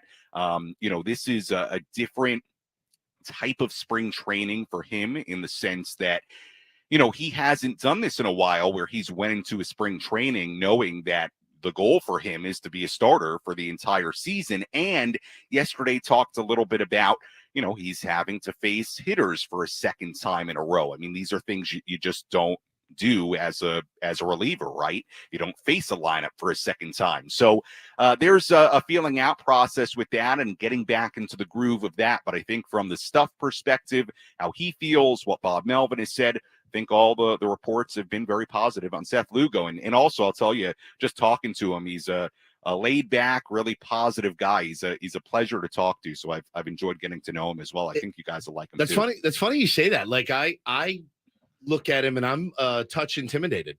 When he would walk by the table, he has like this focus, and then when he's on the mound, he's like there's bit of a scowl, kind of a scowl. Yeah, like so I'm looking forward to meeting him myself, Sammy, because I didn't get a chance to out at spring training. One last quick question for you, Sam. We only got about a minute to go. We've obviously seen Seth Lugo a couple of times. Nick Martinez has looked good. We've seen some of the other potential starters, Groom, Weathers, Tehran goes again tonight. We aren't going to see Musgrove because of the toe for a while. Darvish is with the Japanese WBC team. What about Blake Snell? Anyone hearing much about Blake Snell and what's going on with him right now? Yeah, quickly. I mean, he's thrown in sim games. I'd have to look at the schedule today and see if he's scheduled to throw today. And he's thrown side sessions. For some guys, Blake being one of them, and some of the relievers, you may have noticed there are a handful of major league guys that we haven't seen in a spring training game. Like Josh Hader is one of them, right? There's been a plan with Ruben Niebla and the staff and with some of these guys to just build them up in the sim games and on the backfields. And we actually saw that with Joe Musgrove the other day. He was thrown in a sim game. So there's just been a different plan for different guys. I'm not sure when Blake's supposed to make his Cactus League debut, but they've went the route of throwing in the sim games on the backfields, live batting practice as a build-up early in spring training instead of throwing some of these pitchers right into the Cactus League games. So I'll try to get more info on that here today for Blake. All right, thanks, Sammy, and have a great weekend. We'll talk to you next week. All right, guys, thanks so much. Sammy Spring Training, Sammy Levitt on our Premier Chevrolet of Carlsbad fan hotline. Save money the right way with Premier Chevrolet of Carlsbad. Visit them today in the Carlsbad Auto Mall. Chevrolet find new roads. And I saw we had a little bit of Josh Hader news, or at least rumoring, reported by the national media yesterday. We can get to that coming up here in the second half of Ben and Woods on a Friday, Woodsy. Sounds good to me, buddy. Yeah, we'll also have there's some discussion about it online, as you might imagine. And if you tuned in for Craig Elston at 7:30, where he usually is on Friday, he's going to join us at 8:35 with his Crossing stream. So stay tuned for that as well. All coming up on San Diego's #1 sports station. Ben and Woods continues next on 97.3 The Fan.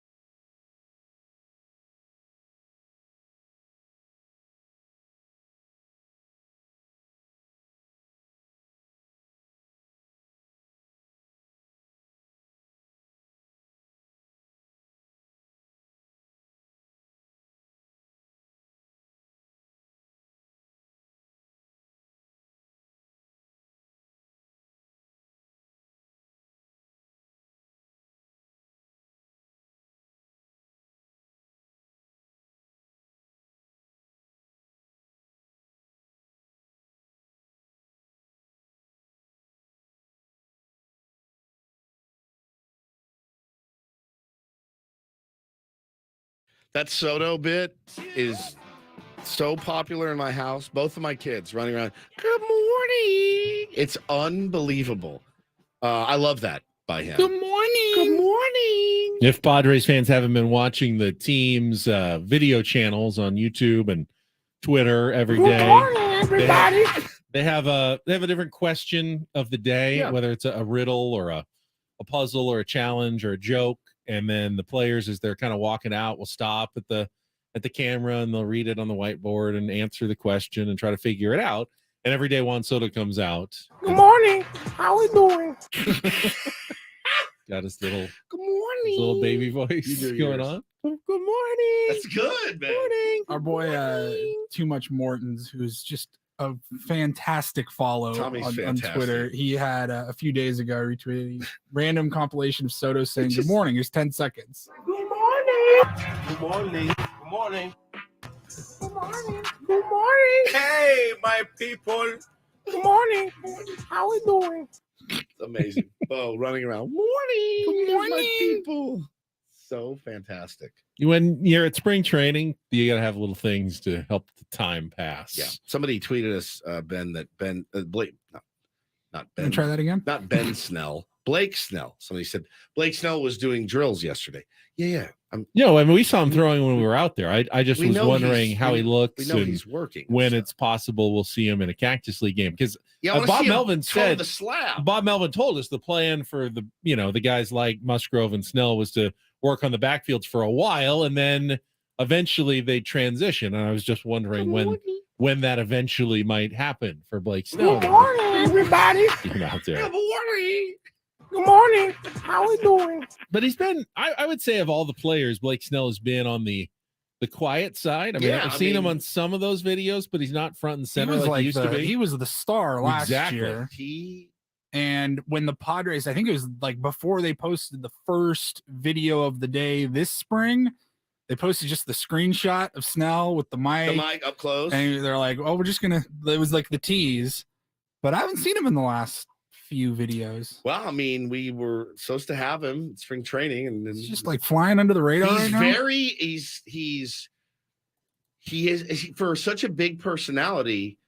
Yeah, I mean, this team is full of massive personalities, but for Blake to be kind of so quiet, I don't know. I think that bodes well. I wonder if it's a strategy or a concerted effort by Blake that he wants to get off to a better start this year, Yeah. maybe trying to do something a little bit differently at spring training. Not that he's not focused in. I think Blake sometimes gets a bad He rap does. because of his personality, that you think he's kind of flighty or, maybe doesn't take it as seriously as other players. If anything, he may take it a little too much to heart That's what I'm sometimes saying. when he's struggling, even though that's not how his personality reads. Just in the times that we've gotten to talk to him, feels like someone who may have trouble letting go of the bad performances, even Yeah. more so Good than call. other players. No, I agree. I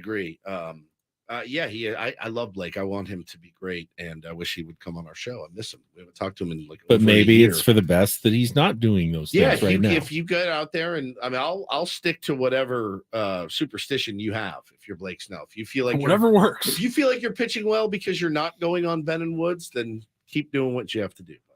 We'll be here. So saw yesterday MLB Trade Rumors website and John Heyman reporting. Obviously, we've heard a number of times in the last couple of weeks that now that Manny Machado is done, could Juan Soto be next? When is that going to happen? And for the first time, John Heyman actually reporting that this spring could be the time when at least the first contract talks between the Padres and Juan Soto take place on an extension. Wow. Both sides have been really kind of cautious whenever the subject's been brought up, that they were in no hurry. He's got 2 years left. There's no reason to rush this. We want to make sure Juan, feels comfortable here in San Diego, but rush it. that we heard that there could be contract talks that take place this spring, like before the start of the regular season. Bro. Wouldn't it be something if It they would announced, be if we had another something. press conference and announced another All extension? right, here we are. I mean, Welcome you back, think- everybody. You think the national media and the baseball fans are mad they now? would- their bodies would implode. They would just just in straight into their coffin. The Mets back out in 2 broadcasters weeks. would just like 15-year deal for Juan Soto. It's $522 million. and then Bob Nightingale would write the next morning. And by the way, they're still all in on Shohei Ohtani. The four horsemen. And by the way, for the apocalypse. first time, and we brought this up when we were out there last week, I think, Heyman also reporting that contract extension talks could take place this spring with Josh Hader. I asked as him that well. question, and I wanted to know that answer. Of it's funny, man. Like we barely know Josh. That's the first time we've ever talked to him. He was great, by the way, so fun, and it seems to be. And you hate to look at games and listen to the radio and watch him and go, oh yeah, I know what he's thinking. I can tell how he is. He seems very happy. He seems to fit in well, seems to really enjoy working with Ruben Niebla. So it stands to reason that, yeah, man. And I asked him that very question, like, hey, with all this extension talk, have they forgotten about your old pal Hader over there? And he's like, no, I mean, nothing yet, but certainly I think he was pretty open to the idea of having conversations. Now, the question is, do you want to extend Josh Hader? And I saw a lot of people yesterday saying, man, he's 29, I believe. Typically, that doesn't go great down the road. Now, it just depends on what we're talking about. Again, if it's another clever... He's going to turn 29 next month. He'll be 29 next month. So if it's another really clever AJ Preller type extension, fine. I'm down to do it. Does anybody in here or out there listening, does anybody in here go, yeah, Hader's not worth another 3 years? I feel like the strikeout rate numbers, what he does is still unique, even among closers, and gives him a value that other players don't have. So, no, I agree. I'd like to keep him if we could. I would very much so as well. And I do want to remind everyone that it's not our cash. And I'm good with Peter saying that's a guy I think if we win a World Series or, the good Lord willing, more than one World Series, that's kind of the guy I want at the back end. Yeah. And I know that you signed Suarez to that deal and that he was your closer and waiting. And that's a nice backup plan to have. Why not have two elite guys to be the 8th and 9th inning? What's better than 1? 2 is better. I mean, there is a limit somewhere. I mean, we've already seen it. Right. Like in the offseason, the Padres, they didn't go after Aaron Judge until after the Trey Turner contract was refused. And then they didn't go after Xander Bogaerts until after Aaron Judge said no. They didn't say, as far as we know. I think so. I mean, maybe they were trying to sign Turner, Judge, and Bogaerts all at the same time, all to free agent deals. But it did feel like there was at least a say, okay, we're only signing one superstar right now to a $300 million contract, and we'll be happy with any of those guys, but we're not going after all of them all at once, which tells me there is at least some no in there. There's some limit to what the Padres are going to do. Yeah, no doubt. Johnny Richardson just tweets, Blake Snell slated to make his spring debut for the Padres on Sunday against the Oakland A's. So there we go. Blake Snell will be towing the slab, and we will see him in action. Asked and answered. With the pitch clock is going to be one of the most fascinating case studies in the game of baseball. Watching the reaction of Blake Snell. That's one of my only concerns when it comes to Yu Darvish not being with the team right now. I'm sure he's working on it on his own and has been, the pitch clock, but with no pitch clock rules in the WBC, he's not really going to get an official chance until maybe like one spring start, right? Question. Yeah. Should Nick Martinez continue to pitch like he has been, using the rules that he will be using for his very important 162 game season and potential playoffs? Should he go? I would say yes. I would mean, too. not obsessively so. If you need an extra few seconds, go ahead and take it. But for the most part, don't change your pace all of a sudden. Oh, now I've got all the time in the world. I'm going to slow things down completely. No, you should probably, for the most part, be pitching with the same sort of pace that you're doing under the pitch clock rules, even in the WBC.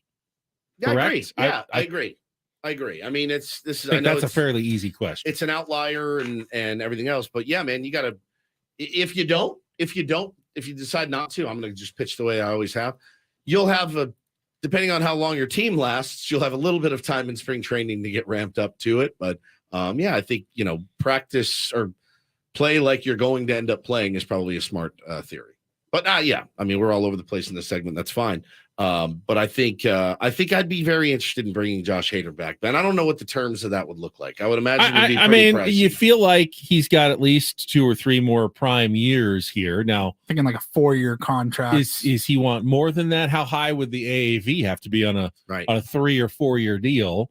You could do like a Yu Darvish, but at that point, I can't predict that Josh Hader is still going to be an elite closer when he's 34 or 35. You don't see that a ton, especially when a guy, velocity is such an important factor in his repertoire. So I'm definitely interested in a 3-year extension for Hader, but he wants $30 million a year for a closer. I'm not sure that's necessarily worth it either. Yep.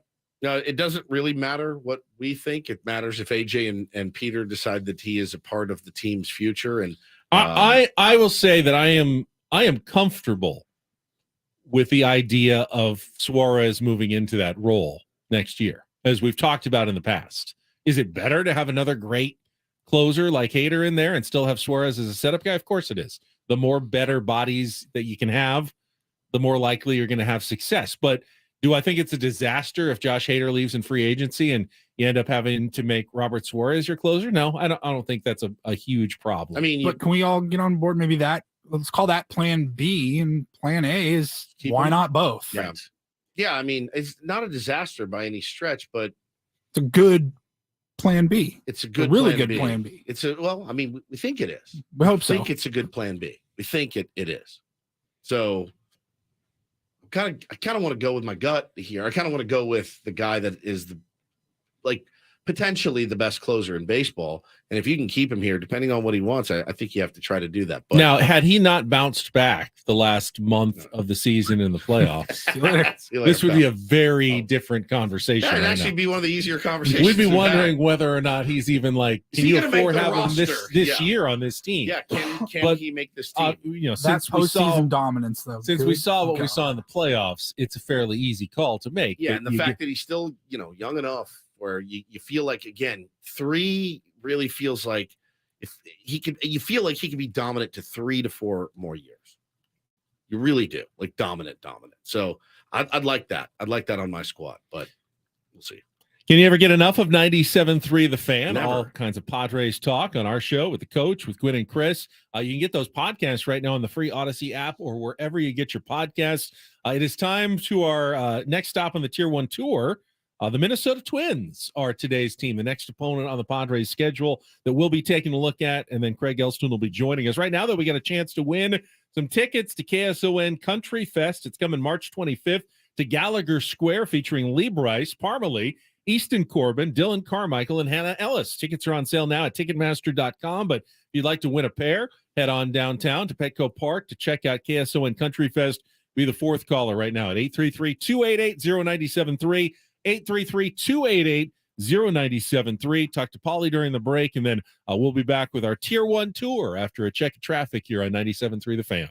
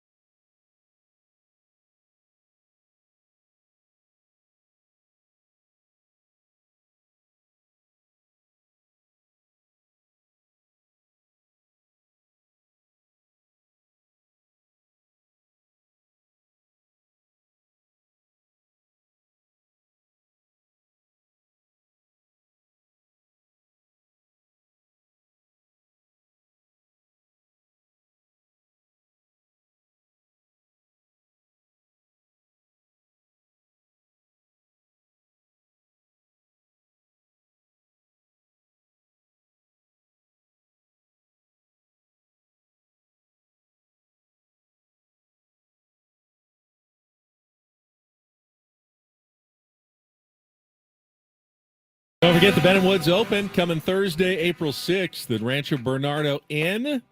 Your opportunity to purchase a slot in the field or a foursome, however you want to do it. It's coming up Wednesday, March 22nd. Thank you to our sponsors, Coastal Fire and Integration Systems and Cobra Golf, for helping make it all possible. Looking forward to seeing as many Tier 1s as possible out there. 1 month from, well, it's 1 month from Monday, I guess, because today's the 3rd, although the tournament's on a Thursday morning. But it's a month from Monday. Does that make April sense? 6th? Yeah, April 6th. That works. We're just over a month away. Yeah, you got it. But we're 19 days away from being able to purchase your slots. And Correct. slots are very important. Slots went very fast last time. Ridiculously so. Ridiculously so. People were very mad. We're going to hopefully have room for everybody. So we'll see how it plays out. But be ready to go on the 22nd, my friends. All right, let's fire up the truck. Is it a truck or a bus? It's a bus. You think it's a bus? All right, let's fire up the bus and continue our Tier 1 tour of spring training camps.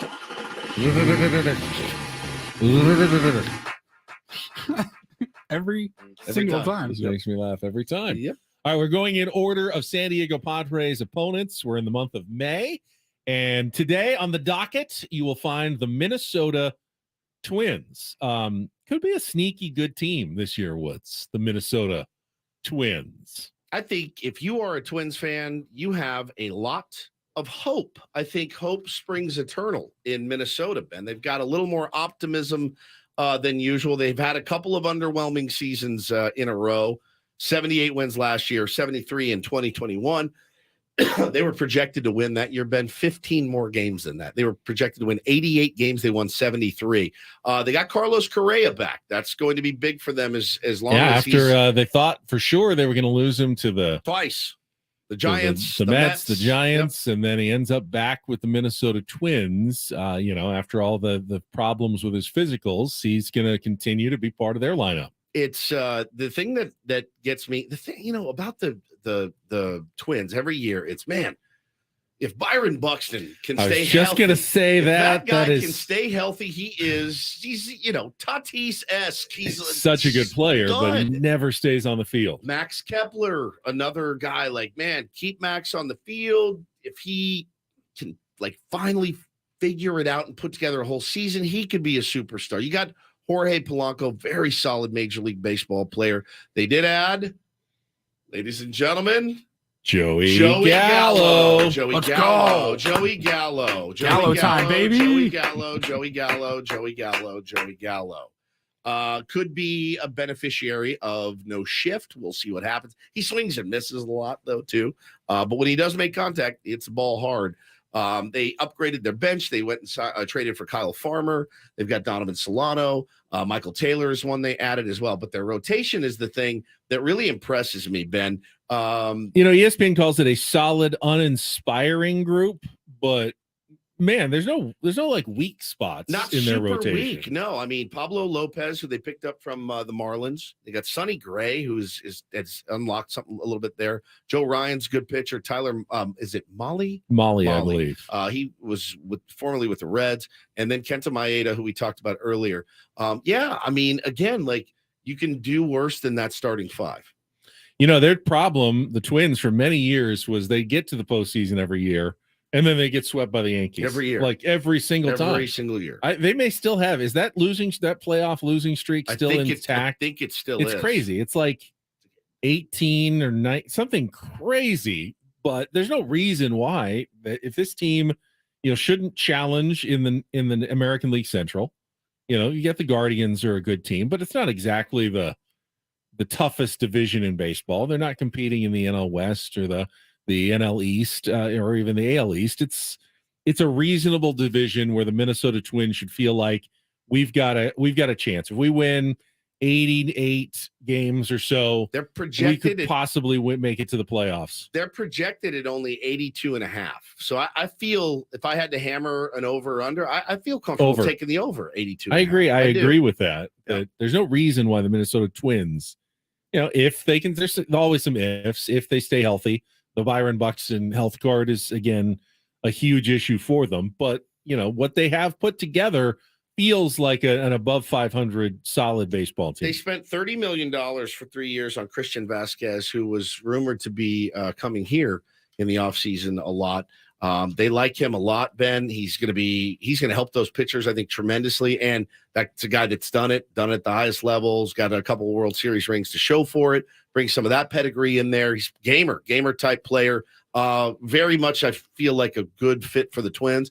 They added some really nice pieces. I always try to put myself in the position of being a fan. It would be like, hell yeah. All right. Hell yeah. I can't wait for Twins season to start. I'm ready to see what this team can do. There's other fans that are like, this is going to be utterly hopeless and futile to root for this team. I don't think the Twins are one of those teams. I think they're one that can contend and hang around. Yeah, I'm not predicting a Twins Padres World Series by any stretch of the imagination. But I mean, if that was what happened, if all of a sudden, the Twins get off to a hot start and they're playing well and they stay healthy, it would be that team that you shake your head at the end and go, oh yeah, no.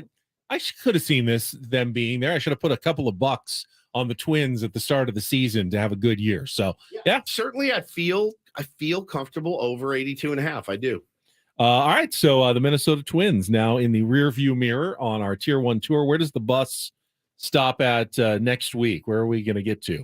Give us the next couple of opponents. Skip the Dodgers. We just did them. So it'll be the Kansas City Royals. A little more interleague play next week for the Royals. Zach Greinke and the Royals in the Tier 1 tour to start next week. All right. I mean, the Twins are one of those teams. It's hard. There's nothing hateable about the Twins. No. They're far enough away. They've been in the other league for so long. I've never had reason to dislike the Twins. No, they've gotten, would they get one World Series? Yeah, 87, I want to say. Does that sound right? 87? Just one? They've got one? Gary Gaetti. It's good players on that team. Kirby Puckett. The great Kirby Puckett. Yeah, Kent Herbeck. Oh, with the HRBEK. Yeah. Always loved that. Herbeck. Kent Herbeck. They had Bert Blyleven. Jack Morris. Be Home Blyleven. Bert Be Home Blyleven. Jack Morris pitched Jack for Morris. them. Yeah, they had some good I think of him more with the Tigers. I do too. Yeah. Scott Erickson. Oh yeah. The Twins name from the past. This is they had some good players come through there. We're very old when we're naming off 80s Twins players. It's true. Next segment, we'll be naming off 70s Reds. Look forward to that coming up. Oh, no, Joe Morgan. Actually, we'll talk to Craig Elston. Pete Rose. We will get some Crossing Streams recommendations next with Ben and Baby Woods. Concepcion. San Diego's #1 sports station, 97.3 The Fan.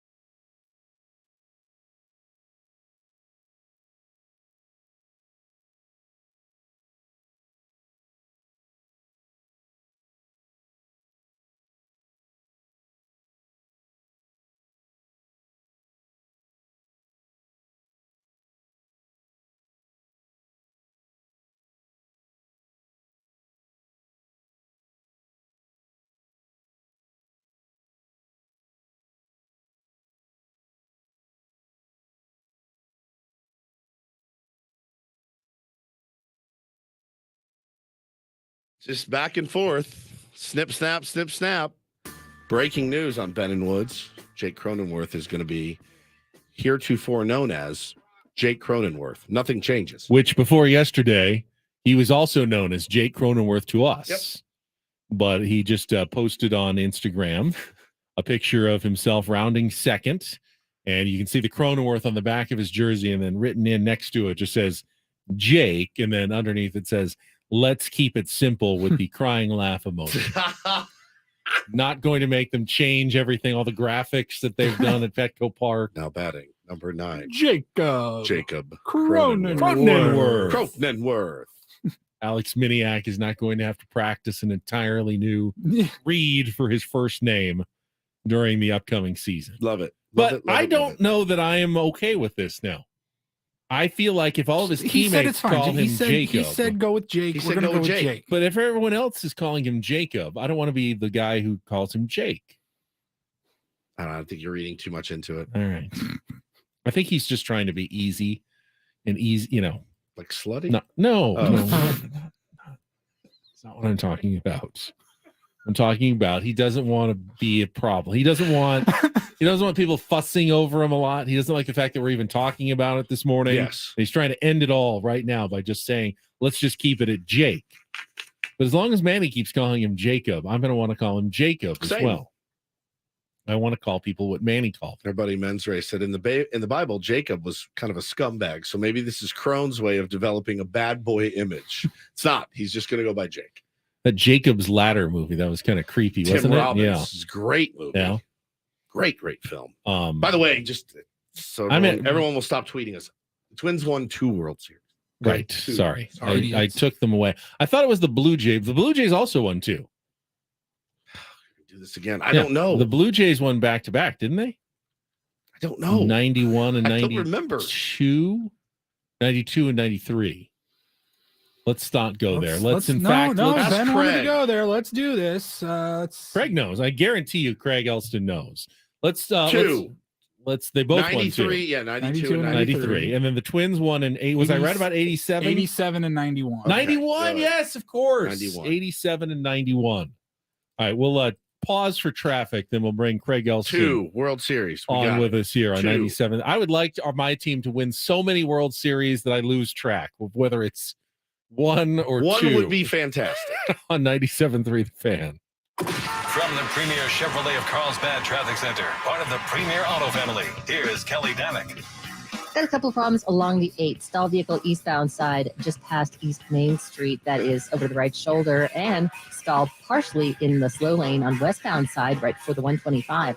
I'm Kelly Danick with Ben and Woods, San Diego's #1 sports station, 97.3 The Fan. My point, though, was if Manny calls Jacob, go with it. Manny calls us, what does he call us? Great guys who love the Padres and love San Diego. I go with that. What Manny says pretty much is an undisputed fact, right? Put it that way. I guess that makes sense. Let's go out to our Premier Chevrolet of Carlsbad fan hotline, find another great guy. Craig Elston with us here as he joins us each and every Friday, although we were at spring training last week, so it's been a couple of weeks to welcome him back. Hello, Craig. Hi, Craiger. Good morning, guys. I like it. Great guy. Works hard, Steve. Great guy. Yes. That's a reference before Woods' time about Bill Werndell, former sports talk host in town. Your soccer's back on track. Really good weekend, like missing a bunch of players. And you threatened us a few weeks ago by saying how tough the Mexico road trip was going to be. Yeah. And yet they go down and get 2 wins, the only team to do that in the league all season long. Yeah, it was truly a turnaround weekend for the entire season because the previous 2 weekends had been 1-1, each time, and each loss accompanied with some controversy and suspensions.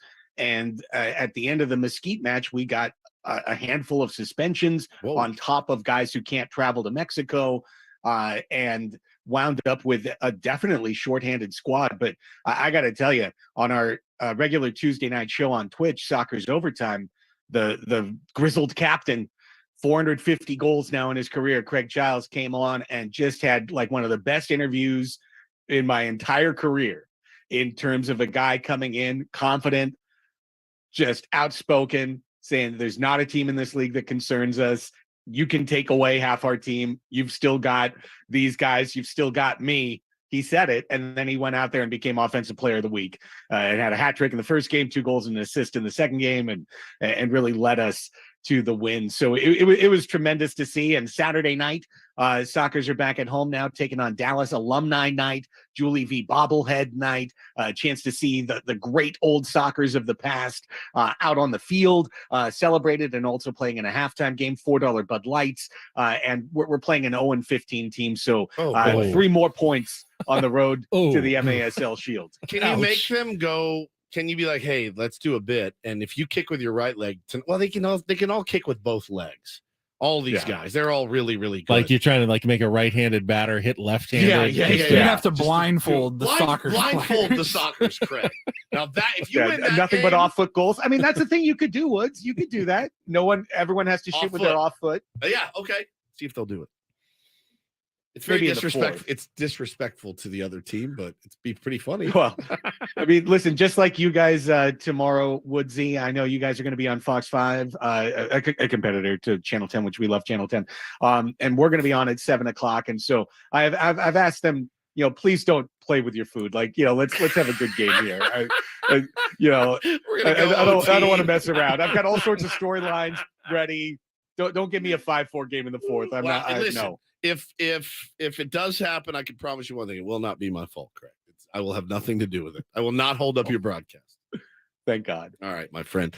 We were talking earlier. I wanted to get your take on this, and I feel like I've known you a long time. I feel like I know what you're going to say.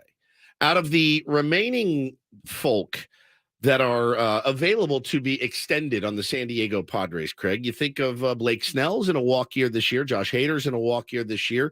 They've really done a good job at sewing up a lot of these guys. There will be some continuity. Let's take Soto out of it because he's got another year, but the other guys, Snell, Hader, what are your kind of thoughts on tendering those guys an extension?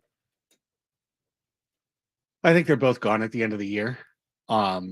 Just being honest, I think the Suarez contract is pointing a roadmap forward.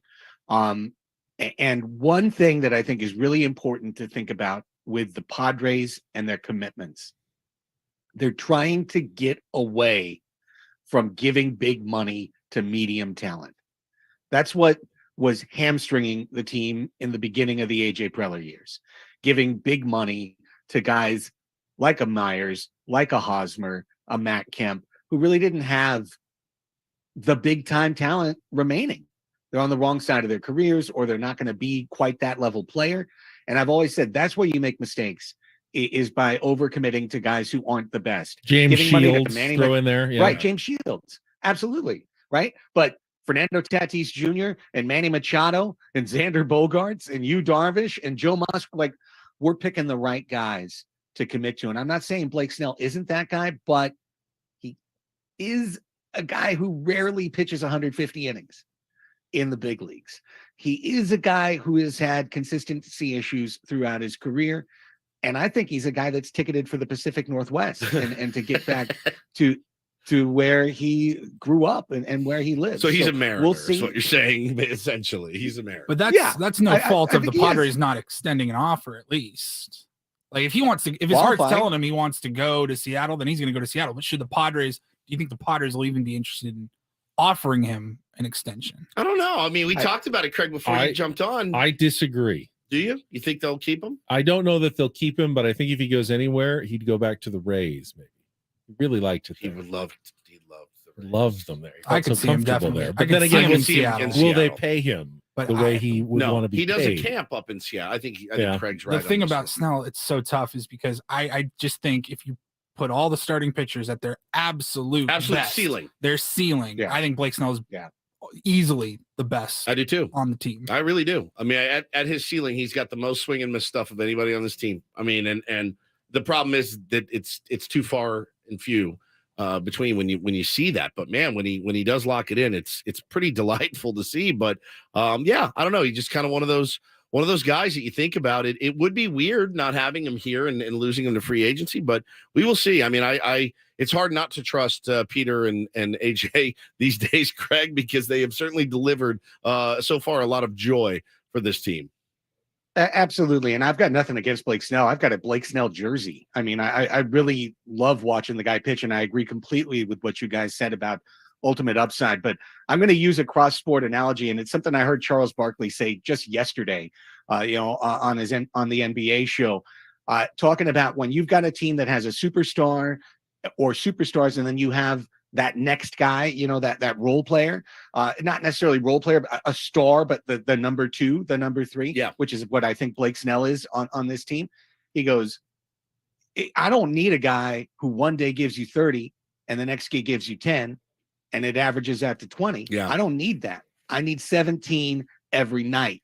I need the same level of performance and consistency. That's the knock. That's the tough part. A couple of comments on our YouTube stream. Snell is the Will Myers of pitching. Man, sadly, God, I mean, I thought that's unfair to Snell, but Will Myers, when he was hot, was sometimes he looked like the best player in baseball when he was on fire. And I mean, Snell kind of has that to him. And then if Snell cared, he could swipe a Cy Young. He actually already did. He swiped one. He has a Cy Young award with the Tampa Bay Rays. That's the knock too. That he doesn't care a bit. He really does. He cares a lot. He cares. And he won a Cy Young, so we know it's in there. All right, Craig. Paulie told us the show you've been talking about this week, and Dairy Girls, and then Woods and I were trying to think, well, what is that about? Like milkmaids? Milkmaids. Then Paulie said, no, it's DERRY, not DAIRY. Because if it's about milkmaids, let me give you the Lifetime Network's latest reality show, Dairy Girl. I think I'm in. If it's about milkmaids. 5 maids of milking.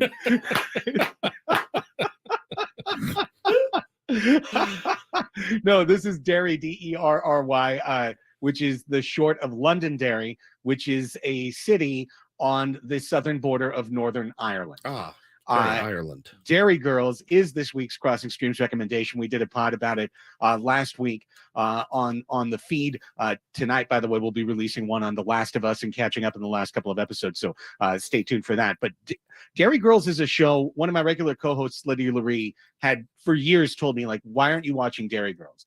And it was that thing that I think, honest to God, guys, the name, just like you said, like Dairy Girls, what's that? Girls, what am I watching? What's going on here? Is that your barrier for entry to click on Netflix's 3-season, 6 episodes a season, episodes 28, 26 minutes. You can watch the whole first season tonight and sit down and enjoy it. If you're laughing, let me tell you, I had missed out for years, and that's why I'm recommending it to everybody. Dairy Girls is one of the funniest shows around. It's hilarious. And what it covers is a group of high school girls, kind of like their age 15, 16, 17 years, sophomore, juniors, seniors, in high school, in a Catholic school in Northern Ireland, ensemble comedy. A group of 5 who are each one note perfected. Like one kind of attitude perfected. You've got the girl who's the kind of the Jersey girl look with the big hair and always puffing out and looking for the boys and really salty mouth. Erin, one of the lead characters, I would compare the performance almost like to Lucille Ball in terms of physical comedy, expressiveness, and that like kind of flustered, or even Shelley Long on Cheers, like that those types of performances. It's tight. It's absolutely hilarious. Like just what working class girls growing up, you get to know the family members who are 100% part of the comedy and part of the troupe. Friends, Cheers. These are the types of things I could throw out as comps in terms of if you like, you'll like it, which means I'm talking about a great comedy. It's sharp.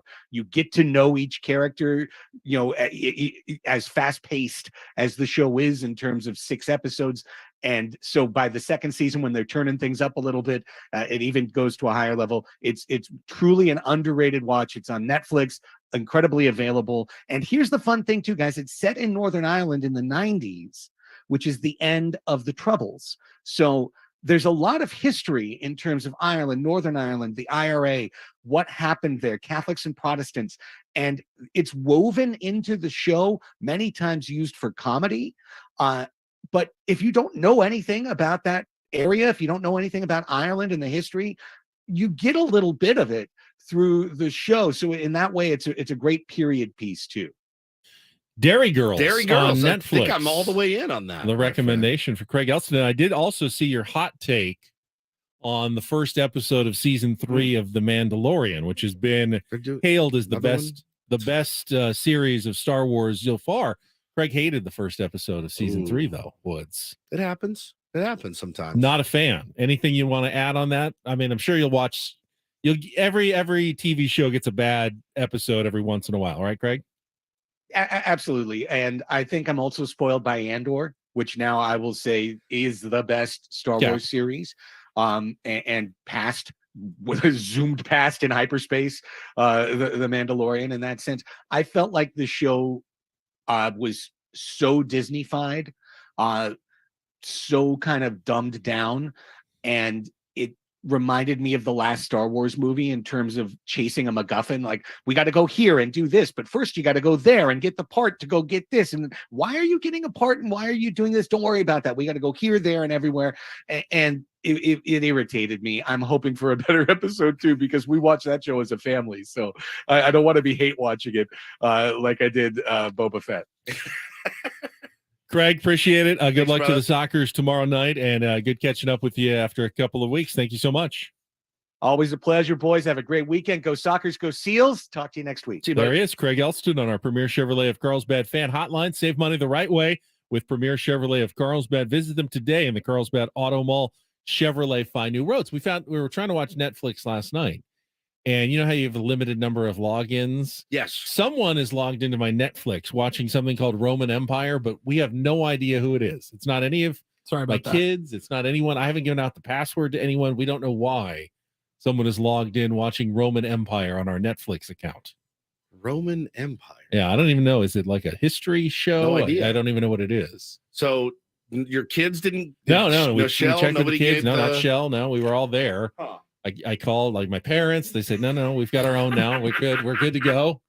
They've got their own stream. So wait a minute. So you couldn't log in at all? Well, once Jack was watching Rocky because he wanted to catch up for the Creed movie. And then we tried to log in on another TV. On It another said, TV. You've got too many logged in. So then when Jack was done, we were able to log in. But I want to get whoever out there is watching my Netflix account and watching Roman Empire, please log out. Thank you very much. You've been hacked. Maybe. Somebody I don't know. hacked you. I'm just asking them to unhack me now. Okay.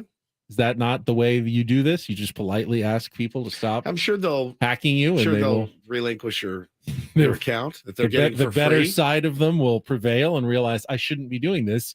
I didn't realize I'd be inconveniencing him when they wanted to watch something last night and couldn't log in. What were you trying to watch last night? Shelly was trying to log in.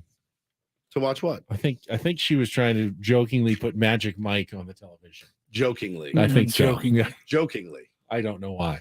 We didn't end up watching it though. It was fine. Have you seen it? I have not. Not great. I didn't think so. I mean, it's not good. It's not that I great. didn't think so either. I was too tired. I fell asleep after Scrabble. So After what? Scrabble. It's an evening pastime around my house. Game of Scrabble. It's a good game. It's a really we got good, wild on it's a Thursday really night. good board game. What? You don't love Scrabble? You were an English major. I bet you're pretty good at Scrabble. Not that good. Guy's at got a Scrabble? night off from TV and he's playing Plays Scrabble Scrabble. and watching Magic Mike. Who did you play with? Shell. UV Shell? Yeah. Who won? Not me. You got smoked by Shell? She's good. She's good too. Yeah, it's good competition. All right. That brings us to another You are an hour to a close here. interesting individual. Other people play board games at home. I'm not the only one. Yeah, you I also promise play them on guys' trips. That's Yes, the I do. difference. Monopoly, Scrabble, on 97.3 The Fan.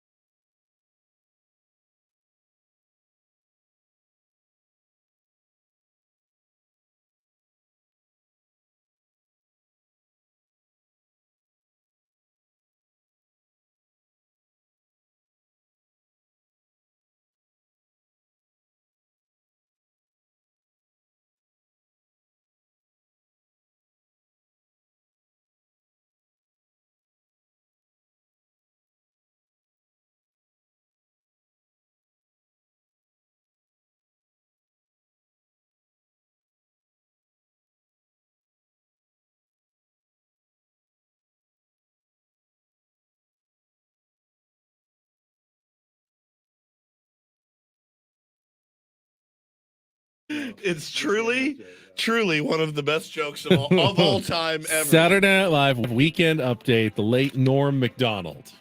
We're just laughing. I don't know. Why were we laughing about that during the break? This is better than Ezra. Oh, Coming back yes. from break with Better Than Ezra. Yeah. Topping the charts this week, Better Than Ezra.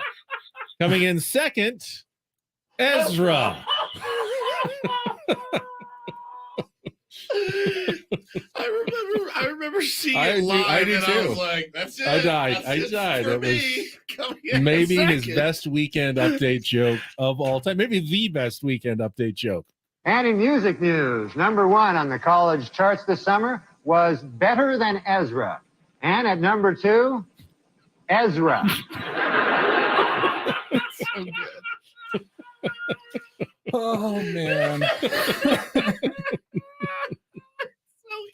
Rest in peace, man. Such an easy God. joke, but it's just it's the perfect joke. If Ezra. anyone wants to know what the best version of my humor is, That's it. it's Norm Macdonald right Oh there. my God, And that it's like that's his type of humor. Like, no, I don't know that a lot of other comedians can just deliver it the way he does. It's so good. That is just it kills me every time. Ezra. This hour on the Fan is brought to you by Bob's Discount Furniture, home of the world famous Bob-O-Pedic mattress, with all the comfort and quality of a national mattress brand for half the price. No matter your budget, there's a Bob-O-Pedic memory foam hybrid or hybrid plus mattress for you. Check him out at mybobs.com. Man, Final hour of the week. Just had Craig Elston on. It's kind of been an eclectic show today. It is. We've bounced all around. I like Obviously, some Padres talk, good conversation about Josh Hader, possible extension there of whether you really want to invest that much in a closer. I've always felt like when the plan was, you got Josh Hader for a season and a half, and then he's gone in free agency, and you got Robert Suarez now locked up. You got Luis Garcia. I was fine with that, but then you hear the idea that maybe they're going to start contract extension talks with Josh Hader, and it's not something you go, well, I'd be mad if they signed him. I mean, you certainly wouldn't be if you're trying to win a World Series. Having a lockdown closer with playoff experience is a good thing to have in your bullpen. So why wouldn't you at least explore that possibility? The other thing, something that you mentioned early in the offseason was continuity. And, for some of these guys in that clubhouse, I think it's fair to say that we talked about it with them at spring training. Bit of a revolving door over the last couple of years. You look around and there's always new faces, and that's great, man. It's all fine and dandy. And there's not too many that I lament losing. If I'm being completely honest, there's not too many that I go, man, this team is worse off for that guy walking away in free agency or that guy being traded. Sure, man, there's, some time will tell on some of those, but there's something to be said for building a core and having, continuity around that core. And that could be potentially part of a new direction. It's the first we've heard of any Hader talks. Now, again, it's John Heyman that said it yesterday. Nothing against John. John also put out an article yesterday saying that Ethan Salas is going to the Hall of Fame. He's 16 years old. Not that I'd be opposed. Yeah, I mean, if he's hopefully he's right on that one. But I mean, bro, did you see the article? I have yesterday? not. No. Yeah. So he was talking about Ethan Salas and how everybody has said he's wise beyond his years. We heard his interview. Doesn't sound like a 16-year-old at all. He's out in big league camp right now, and he's back there working. And the rumor was, and we tried to get it out of Riley Westman when we were out there. Hey, man, is he going to get behind the dish? And he's like, I don't say anything. So I'm not going to tell you. I'm not going to tell you, morons. The rumor is he's going to get some time behind the dish in some of these games, Ben. Like, especially now with guys split into the WBC, and there's just more holes to fill. You are losing one catcher in Brett Sullivan, who's going to play for Team Italy. That's so you're exactly going to be right. Down a catcher here in a couple of days, I think. And wouldn't it be a trip to go out there and watch, Luis Garcia firing the rock to 16-year-old Ethan Salas? They have been showing him in the cage. He looks really good. Looks like a good young baseball player. John Heyman yesterday in his article said, no joke, people around baseball are saying he could be called up when he's 18 or 19, which is, blows your mind to think about. But they invested a lot of money in him. But Heyman's like, yeah, he's like a Hall of Fame track. I mean, bro, he's taking 180. Let's settle down. Let's relax a little bit. There's a lot of young guys who look very impressive. No and then question. When push comes to shove and you go up against big league pitchers and have to catch a big league rotation, it doesn't work out for everybody. That's why he's there, though. I mean, he's getting those reps that's there true. now. He's getting those reps there now so that it is natural. And he's for him. not looking overwhelmed Yeah, he from doesn't what we've look heard. overmatched and overwhelmed, and he's just trying to learn it, man. He's a kid. The dude probably barely has hair under his arms. You know what I mean? Like, he can't drink a beer. He can't vote. Like, he's 16 years old, for the love of God. Let's tap the brakes. Everybody in the media loves to anoint, the Bryce Harpers of the world, the A-Rods, Ken Griffey. Now, they were right about all those every guys. night, every now and then, they are right about some of those guys. But, for every one of those, there's another one out there that never made it. So. Also, interesting piece this morning, a conversation in the UT with Drew Pomeranz and his comeback trail and the struggles, the injuries that he's been battling for the last, I'd say a couple of years, but it sounds like it's really been about 10 years that he's been battling a lot of this stuff. I liked his quote. He sold me with the quote. I'm not one of those guys that just wants to get my money and go home. I want to play baseball. This is killing me. I love that because I didn't necessarily think he was one of those guys, but I didn't think that he wasn't. Right? Like, I wasn't sold that he was. How would you ever know? How would you know? You don't see him, so you can't really tell. But I was struck by that same quote in the piece, and he thinks he's on track. He should appear probably in Cactus League games in the next week or so, based on the throwing he's done on the backfields and on the side. And if he gets in and gets a couple of Cactus League appearances, 3 or 4 of them, he thinks he could be ready by opening day to be part of the Padres bullpen and the roster, which again just adds a bit to the squeeze, given how many options that the Padres have, and that's why I suggested perhaps trading Drew Pomeranz. Now I'm sure after reading that you don't have any interest in trading Drew Pomeranz. You want to see him competing and bringing that fire to the Padres here in 2023. That's exactly right, man. If he's going to be pitching this season, I hope it's for us, and I hope he gets back on track and is ready to go, because that's a pretty elite weapon down in that bullpen. All right, it is 9:07. Let's get some headlines from Paulie in today's Reindl Reports. Get things started here with our today's edition of the Reindl Report. Now tuned into the greatest. Welcome to the Reindl Report with Paul Reindl. Hi, Paul. All right. 2 stories from the world of sports that we haven't gotten to yet. We'll start off in Major League Baseball. And 1 story that you didn't know you needed. Are you laughing, biatch? It's the Reindl Report Hey, Paul, how you doing? Okay, how are you? on 97.3 The Fan. Are you ready to bless the mood? I need some help, please. That was good. Can I get a oh yeah? Oh yeah. All right. All right. All right. All right. I think you could do that in this segment. Reindl Report. Going away? We do it. Let's give it its own segment. All right, fine by me. Possibly the new the 2023 slogan The for the slogan Padres is out. We'll dive into that. Got to pull some audio. Okay, good. With it. Yeah, 100%. We will start off in the world of baseball. Funny video going around. Lars Nootbaar. We talked about him a little while ago, right? Playing for, is it Team Japan? Yes. Right? Team Japan. Or no. No, he's playing for the Netherlands, right? No. Lars Nootbaar is playing for Korea. No. Korea. No.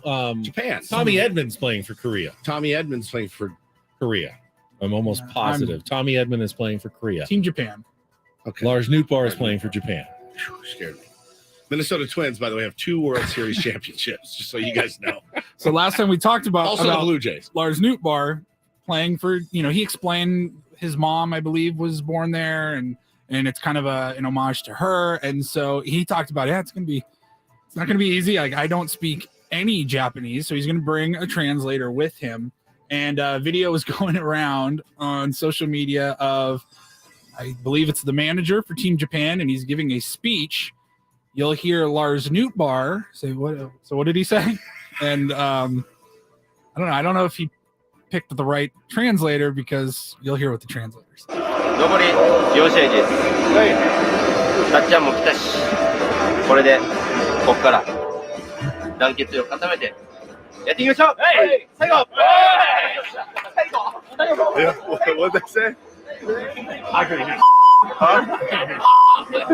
His translator. What did they say? I couldn't hear S. I couldn't hear S, huh? They seemed fired up about it, whatever it was. So did he take a buddy? He just took a buddy. Like, hey, I'm playing for He was a friend from high school. He's like, I took a Eddie. year of Japanese. He's like, Eddie, you speak a little Japanese? Like, yeah, I mean, I know like sayonara. And, yeah, you want to roll with me? And then I'll tell him you're my translator, and you just roll with me and hang in the dugout and stuff. And he's like, yeah, I'm in.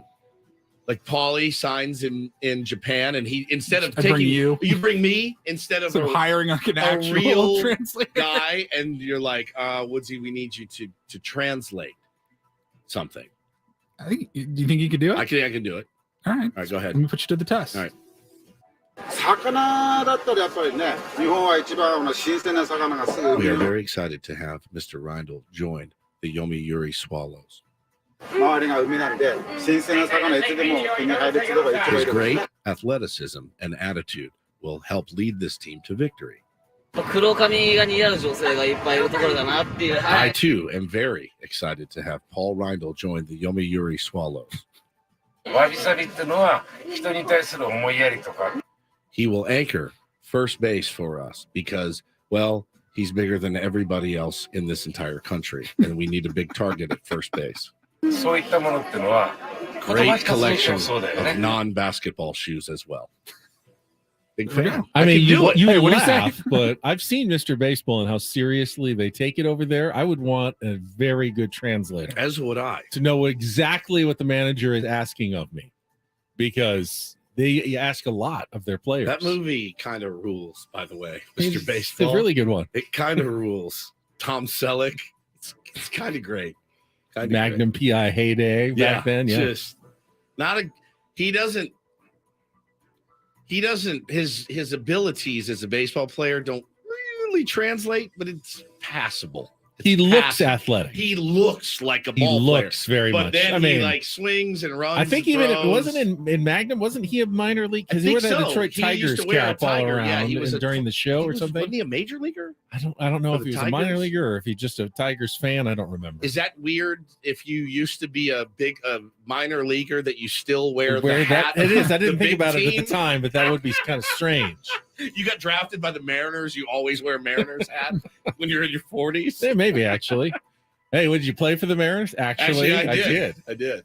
Then they look at you and go, well, you're a dork then. Nerd. All right, I'll skip ahead to my final story. Another TikTok trend to talk about for you guys here. Have you guys even heard of the shower orange trend? 'Cause I have not. Shower orange. I've no. heard of the shower beer trend, which Yeah. if you're drinking shower beers, I enjoy them. I have enjoyed them in the past. But your life's not really, in my opinion, mine was not where I wanted it to be. Is if I'm drinking beers in the shower. You can't think I've wait had until one. after you're dry and dressed to start consuming your alcohol. It's Yeah. probably a bad sign. I'm More pretty like sure a- my last shower beer was in college. There's like a hair of the dog type situation, and you're like, what have I done to myself? I mean, like sitting in a hot tub and having Yeah, a, that's having a different. beer is really cool. I mean, Different. a shower is just a constantly running hot tub in tub. which you're standing, right? There's something depressing about Maybe. it. All right. Yeah. One way to look at it. So the new trend is people eating oranges in the shower, and I guess there Why? are several benefits to it. And everyone's jumping on board. First of all, All right, obviously sell me. it's less of a mess than if you were to sit at your kitchen table and start peeling an orange. Absolutely right. You still are peeling. It's it, not though. I an mean, easy process already. They don't go So if down you're the drain. But if you're in the shower, So you got to scoop up the wet Yeah. orange peels at or the end discard it as you go. as you go. But you can do that in the kitchen.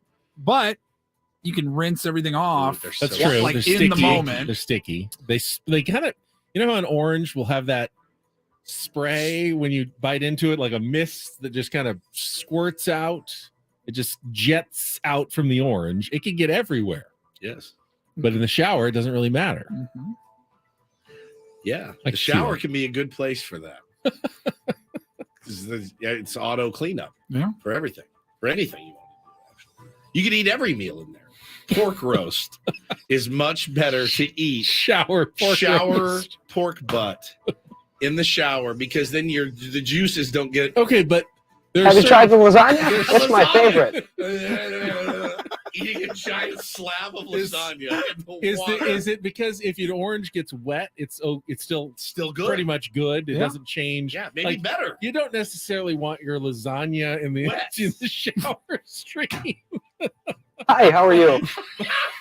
But if an orange slice gets a little wet, it's really pretty much still just good. An orange slice. So nothing changes. Easier cleanup. Okay. You get a bit of an enhanced sensory experience. How so? The heat from the shower can enhance the smell and the taste of the orange. oranges, The orange citrus. oil is that's a thing. Like It's almost a like a good spa, scent that people like that they put in there. I get that. I'm starting to buy into this. And then citrusy fruits in general are they're good for you. They have plenty of health benefits. Vitamin C. Man. But I don't like raw. Eat just oranges. And Really? I like orange juice, but the pulp and the seeds just doesn't You do don't it have for to me. get seeds. You get seedless I oranges. love the cuties. Yeah, me too. Easier to mandarins. peel. Yeah. Oranges can be kind of a pain to peel. That's the worst when you start on one and you're like, oh god, and it's all like the The skin, pith gets. the pith. Is that what it's called? The pith is Pith? right between the outside skin and the inside orange. The and you got hairs. The pith. What are the hairs called? The orange hairs. Orange hair. Bo yeah. makes me when I make That's him the pulp, when I- right? Or the No. When I make him an orange, I have to peel all the hairs off of the. Well, it's part of the pith. Then Is I it? think, yeah. The stringy pith is- remnants of the pith. If you so you ever peel an orange and it's all pith at the Yeah. end, and you're like, well, this sucks. I could have just. I'm piffed off when that happens.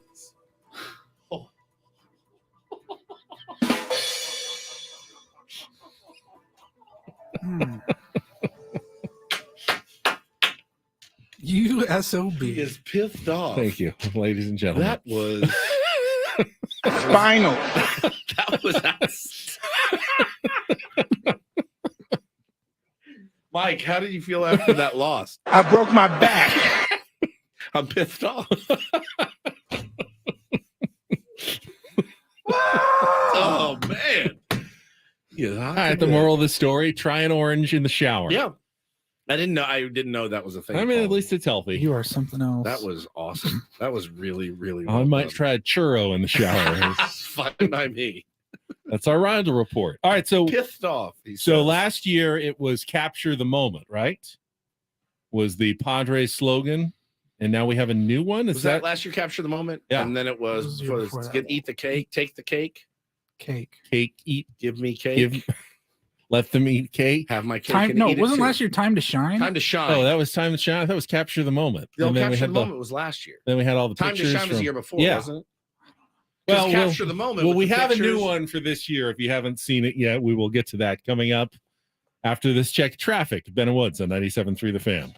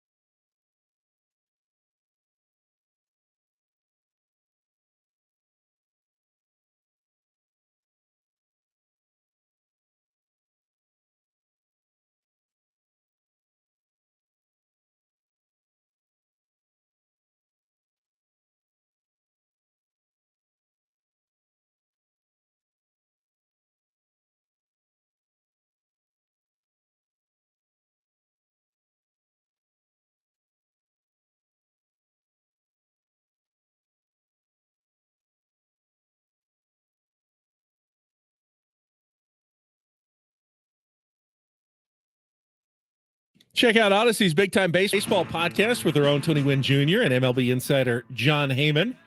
We were talking about earlier, reporting on potential contract extension talks between the Padres and Josh Hader. If you're looking for the inside scoop on what's happening from the field to the clubhouse to the front office, it's the podcast for you. New episodes of Big Time Baseball available on the Odyssey app or wherever you get your podcasts. I've never been really that into the themed hashtag that teams have done the last few years in baseball. Every team kind of gets their own each season, right? That's how they've been doing it. Yeah. But we're going to have to live with it. We're going to see it a lot over the next year because that's how it works. Team posts, anything officially Padres related will include their official hashtag slogan for the year. And we still haven't determined. We think last year was capture the moment. I'm almost positive it was time to shine. I think capture the moment was maybe the playoffs. All right, time to shine, then capture the moment. It's usually a short, Take 2 the or cake 3 was word. The year before that. It was the short season. It was 2020. A short word or phrase. Each team has their own. And this morning, the Padres debuted what we're going to have in store for us here. When was Hungry for More? Wasn't that one? That was another one. That one? I think Somebody tweet us because Take the Cake, Hungry for More, Time to Shine was a good one. Keep the Faith was one for a while, though, wasn't it? That was kind of before the era of hashtags, but kind of the same idea. Not a big hashtag lover myself. But so here's what we've got for you from the Padres directly video they posted just a few minutes ago. Here's what we've got for 2023. The tweet says, this season, it's time to bring the passion, bring the noise, bring the funk, bring the gold.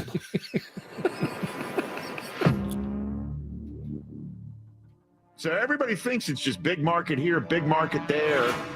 But the Padres are raising their hand and saying, we are players here, and this is the latest shot across the bow.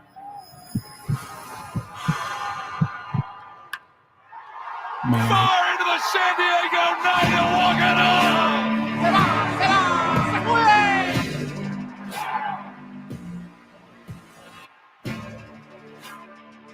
When you start to look at this team, they look like the best team in the National League. He's sticking out! First time in 24 years, the San Diego Padres are headed to the National League Championship Series.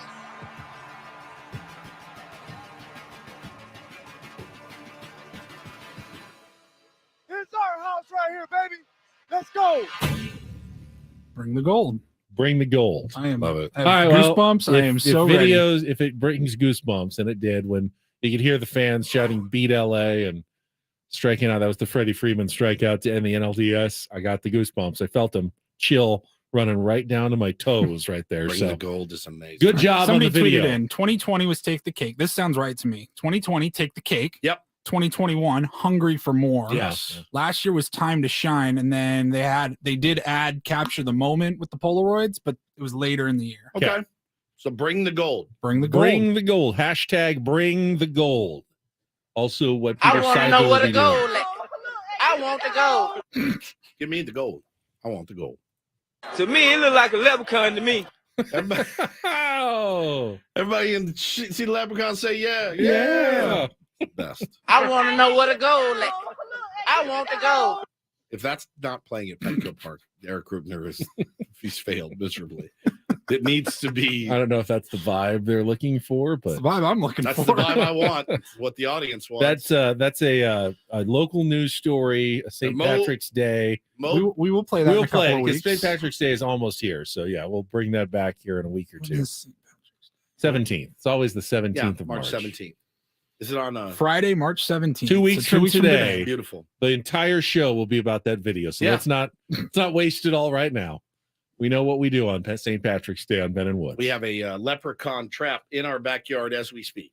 Leprechauns have come early to our home, and it's our it's the kids' favorite, looking and hunting for leprechauns. So it's already happening. All right, we've got one segment left. Flubs of the week coming up. Let's open the phones as well for the tier ones. We don't do it that often. You got anything on your mind about the Padres or anything else? 833-288-0973. Just your chance to chat with Ben and Woods here before we head into the weekend. Give us a call, 833-288-0973. We'll wrap Essentially, we want you to carry us home. Yeah, I mean, let's be honest. This is your show. Let's You be take it honest. over We're out of material here on All Ben right? and Woods. So it's all about you right now. On 97.3 The Fan. Save us.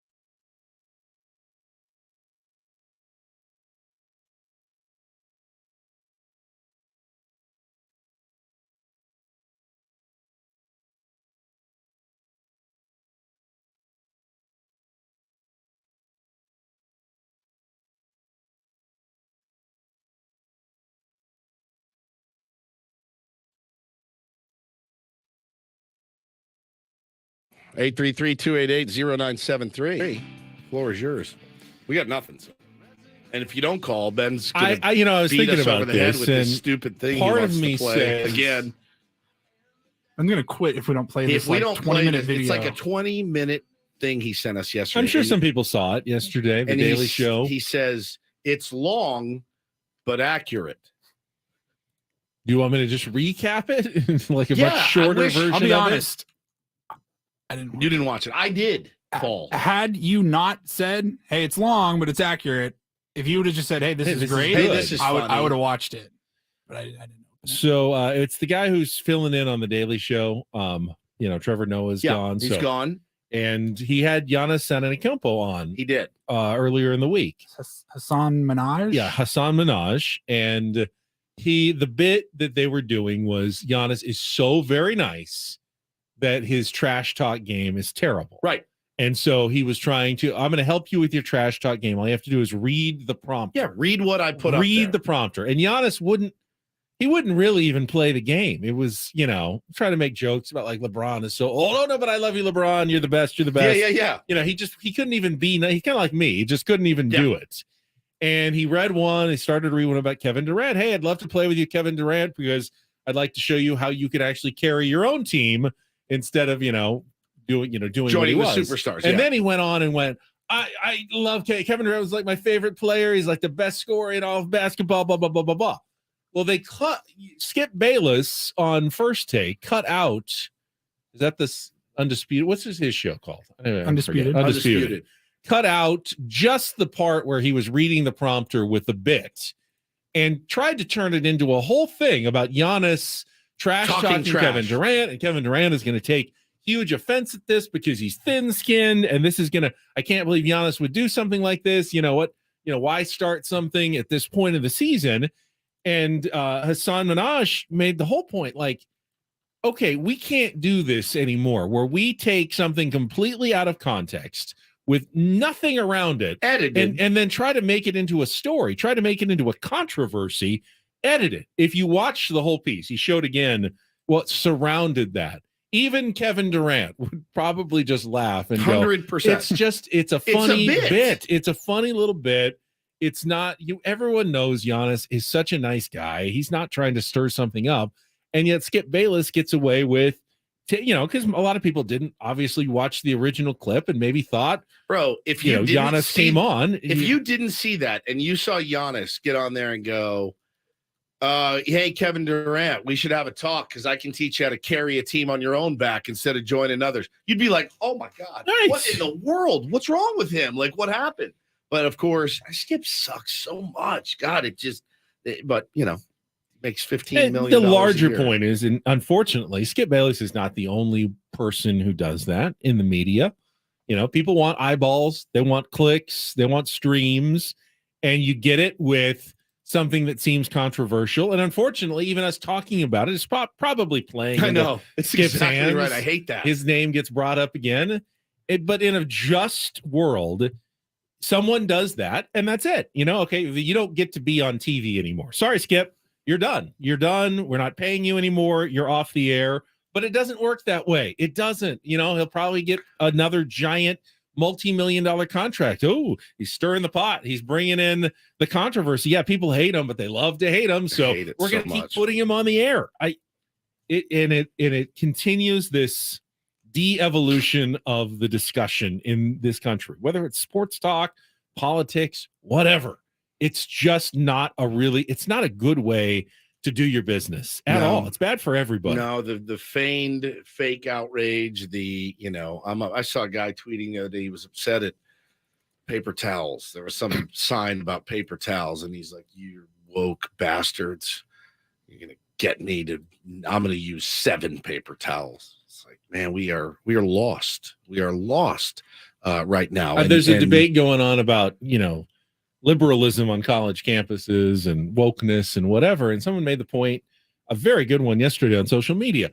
The vast majority, like 98% of college students are probably, at community colleges. They're trying to better themselves, just learn to, write at a better level, help whatever their career is going to be. They're not studying, the extreme progressiveness of, critical race there, whatever. It's not even really a realistic debate for people. And yet it dominates the conversation in the country. This thing that maybe like 0.1% of people care about or are talking about ends up being the big story when the rest of us are just trying to go about our business and our days and try to lead the best possible life. There are so many people who do so many good things all the time. And yet what everyone talks about are the little tiny controversies that really mean nothing whatsoever. Nothing. The editing of the audio to make it sound like, again, it's so unethical. Like, that's an unethical thing to take the context of, hey man, this is a really funny bit. I'm going to have you read this. And then, he does. And then you take it. And I saw him in his overwrought, he's leaning forward. Skip, by the way, is who I'm talking about. Leaning forward, been like this, looking at Shannon. And he goes, people will, you hear something like that and you think you get a laugh. I'll tell you who's not going to be happy about it. It's Kevin Durant. He's not. It's horrible. I mean, you took the whole context of the joke out of it, and it's tired. It's just tired. I don't understand it as I guess somebody who is technically a peer of Skip Bayless. I just don't understand it. I don't know how people listen. I don't know how people watch. Makes no sense. It's horrid. Imagine like altering audio or playing audio out of context, like just to be edgy or get a laugh. I'm trying to trade Joe Musgrove. I want it to happen. Right. That's a hot take for a guy that's injured and grinding his way back. I get that. Yeah. Ben. I'm trying to trade Joe Musgrove. I want it to happen. Yeah, I want it to happen. Quote, monsters. Who would do that? Which one of you is Skip and which one of you is Shannon over there? Oh, man. Excuse me. This hour on 97.3 The Fan is brought to you by Bob's Discount Furniture, home of the world-famous Bob-O-Pedic mattresses with all the comfort and quality of a national mattress brand for half the price. No matter your budget, there's a Bob-O-Pedic memory foam hybrid or hybrid plus mattress for you. Check them out at mybobs.com. All right, our phone lines are open, 833-288-0973. Flubs are just about 5 minutes away. We'll get to all of it after one more check of traffic here on 97.3 The Fan. From the premier Chevrolet of Carlsbad Traffic Center, part of the Premier Auto Family, here's Kelly Danick. We're wrapping things up on a pretty quiet note here, guys. Just a little debris reported in the fast lane on westbound side of the 52, right before Santo Road. I'm Kelly Danick at Bentonwood, San Diego's #1 sports station, 97.3 The Fan. All right, 9:44. We got let's see what's coming up this weekend. We've got obviously the Padres continuing spring training tonight against the Cubs. I wonder if old pal Haas will be in the lineup. I've not heard one word about him. And we haven't seen any lineups yet since it's a 5:40 start. Wonder if we'll see Fernando Tatis Jr. in back-to-back games. Now, we haven't seen him yet. Probably not. My guess would be that'll come next week at some point where you'll see him in back-to-back games. But I know they've been trying to get Manny and Juan Soto out there as much as possible before they leave for the World Baseball Classic. So curious to know what the lineup is going to look like for tonight's game. We do know, I think Julio Teheran is getting the start, another opportunity to kind of make the decision a little bit tougher about whether or not you go with the 6-man rotation and who might steal one of those last 26-man roster spots this spring. He looked pretty good in his first outing. Teheran did look good. He's going to be going up against Justin Steele, making his spring debut. So no TV for us tonight. There's TV. There is not TV. I thought there was TV. I saw there was not. There's radio. It's radio. It's definitely radio. Yeah. No TV. I have it TV under the Marquee Network of Chicago. So maybe if you have MLB, it might be picked up though. Some of those games produced by the other teams are going to be picked up, but it is in Peoria, which is unusual if the other team is doing it. So, all right, well, we don't have an answer to that. You've got Seals tomorrow. Outside outdoor, Snapdragon Stadium. Snapdragon's going to be a lot of fun.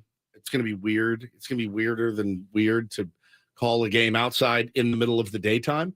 But I'm so excited for it. Such a you won't be down on the glass though, like you are. No, I will be. I think Oh, you are? Yeah, You're not going to be up in the press box? I've never called a game from a press box. I would have no idea even how to do it. Honest to God. It's not that different. It is because I have to call what's going on the.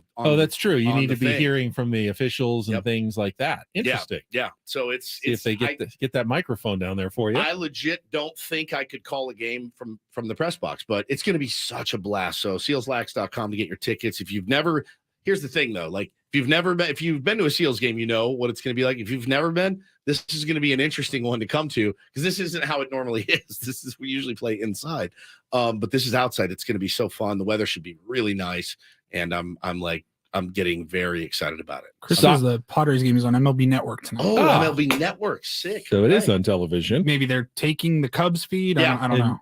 But an opportunity to watch it here in San Diego, or if you're still in the car, absolutely you can listen to Jesse and Tony here on 97.3 The Fan. Soccer's tomorrow night, as Craig told us, at Pachanka Arena, and Aztecs going for a conference title. They host Wyoming tomorrow night at Viejas Arena.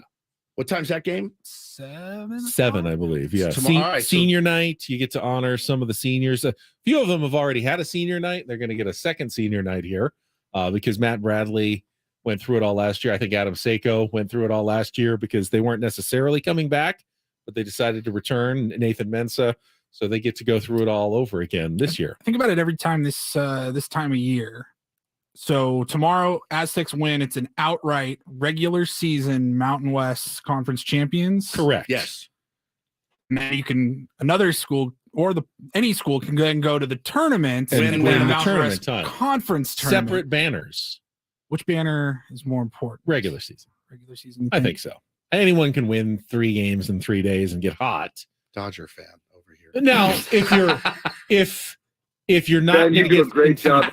If you're not going to get into the tournament, and the only way to get in is winning the conference tournament, then the conference tournament is way more important. Question for you: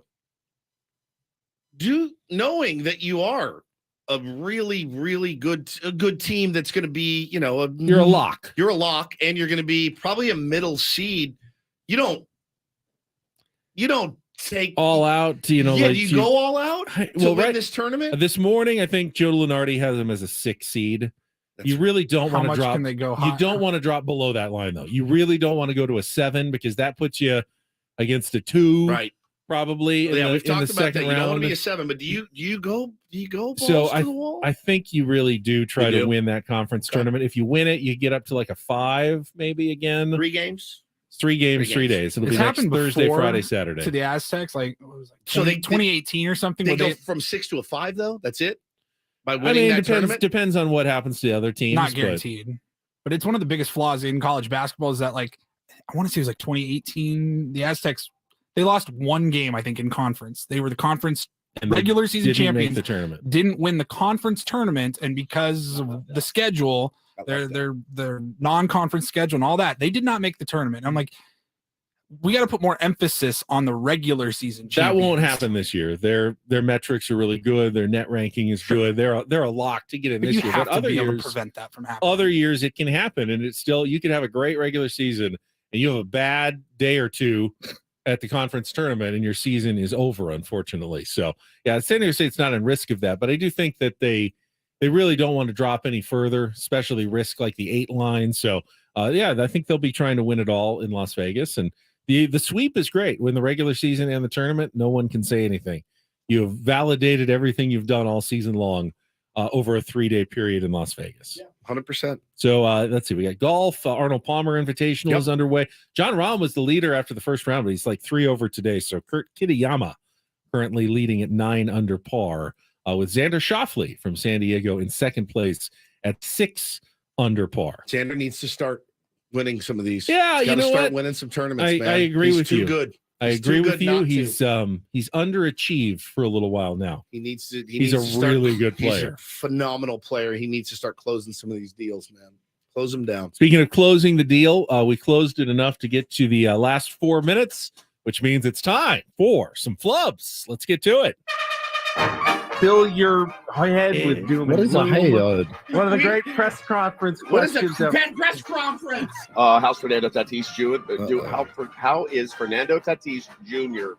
doing? Easy for me to say. Due to a But abdomen. What is it now? Abdomen problem. What he's been able to do so far, tempering enthusiasm, Because he pushes them even further over the CBT lever, so they can't sign What him is to a CBT alert? It's opening day. It's Brenton Woods live from Happy Does in the Gas Lamp 350.